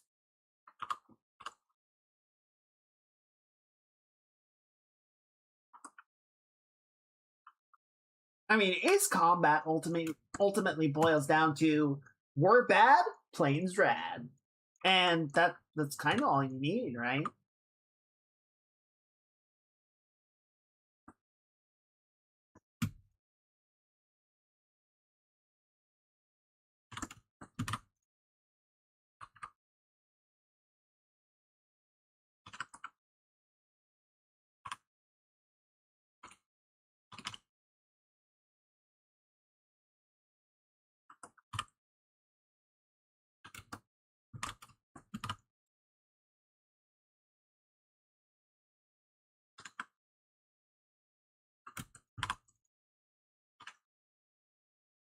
Alrighty. I'm glad the shadow effect is actually like working out. I was a little worried about that, but I think it's coming together well. Also, we can finally flip it back. I flipped it when we started the paint over, and I think we're good.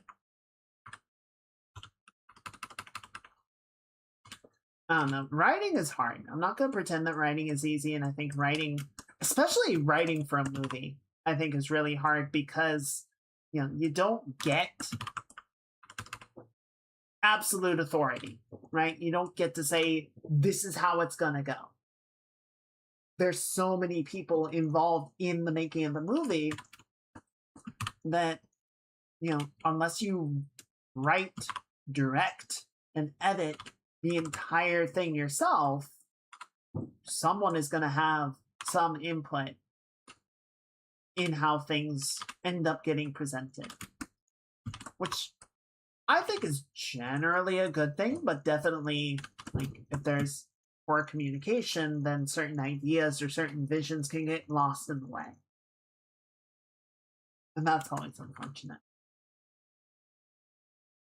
But I do think generally the opportunities afforded by collaboration like that are better than the opportunity than just trying to go it alone. I think the results of working together tend to be better than the sum of their parts. I say as I work on a game by myself, but I can't pay people to work on it. So what you gonna do?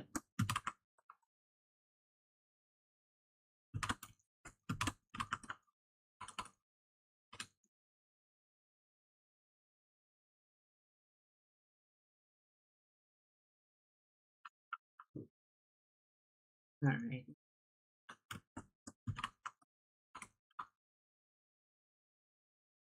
Let's clean this up a little bit. I think we're about at a good spot to call it a night.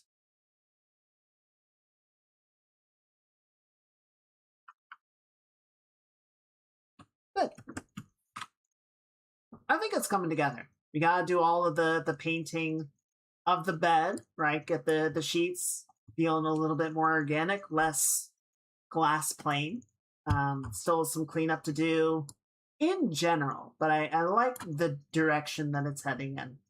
I want to add a little bit of sheen to Gato's fur as well, because he does have some of that. I'm just going to throw that in really quickly as a reminder to myself.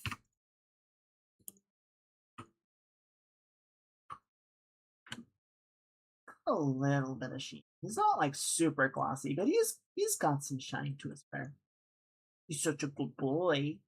He's a good boy. He's a little mama's boy. There we go.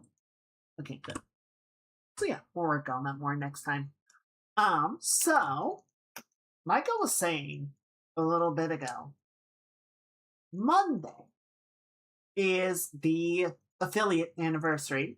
So I think we will keep the schedule regular, right? So Tuesday, we will try and do something to celebrate it. I'm not sure what. If you guys have ideas, I am certainly open to it. Please let me know on the Discord. Seriously, on the Discord. Twitch chat disappears once the stream is over. I'm not going to remember it. I might not see it. But if you guys have ideas, Discord would be very helpful. Otherwise, possibly, we might play Planet of Lana 2. Because, you know what, we're quieting down. Let me see if there's any How Long to Beats of that. Alright. Yeah, so that list, How Long to Beat says Plan of Lana 2 is about 6.5 hours. So longer than a stream, but I think we can play through the majority of it and then finish it on Thursday and then work on this drawing. That seems like a fun little thing to do to celebrate, little special game. How's that sound? Like I said, if you guys have suggestions, I'm open to them, but I think that's kind of the fallback plan. That is the plan as it stands, and we will go from there. I need to change the background. Pride Month is over. I will do that before Tuesday. Yeah, I hope to see you all there. But that's going to be it for this week. Thank you, everyone, for hanging out tonight. Thank you for hanging out this week. It's very good to see all of you. I hope you're all doing well. If you are stateside, I hope you've been enjoying the festivities as best you can. Please stay safe. Please be responsible. Everyone, please stay cool, stay hydrated, take care of yourselves. Heat is no joke. I'm going to go ahead and shut down the YouTube stream. Everyone say good night to the VOD squad. And we are going to find somebody to go raid. Yes. Alrighty.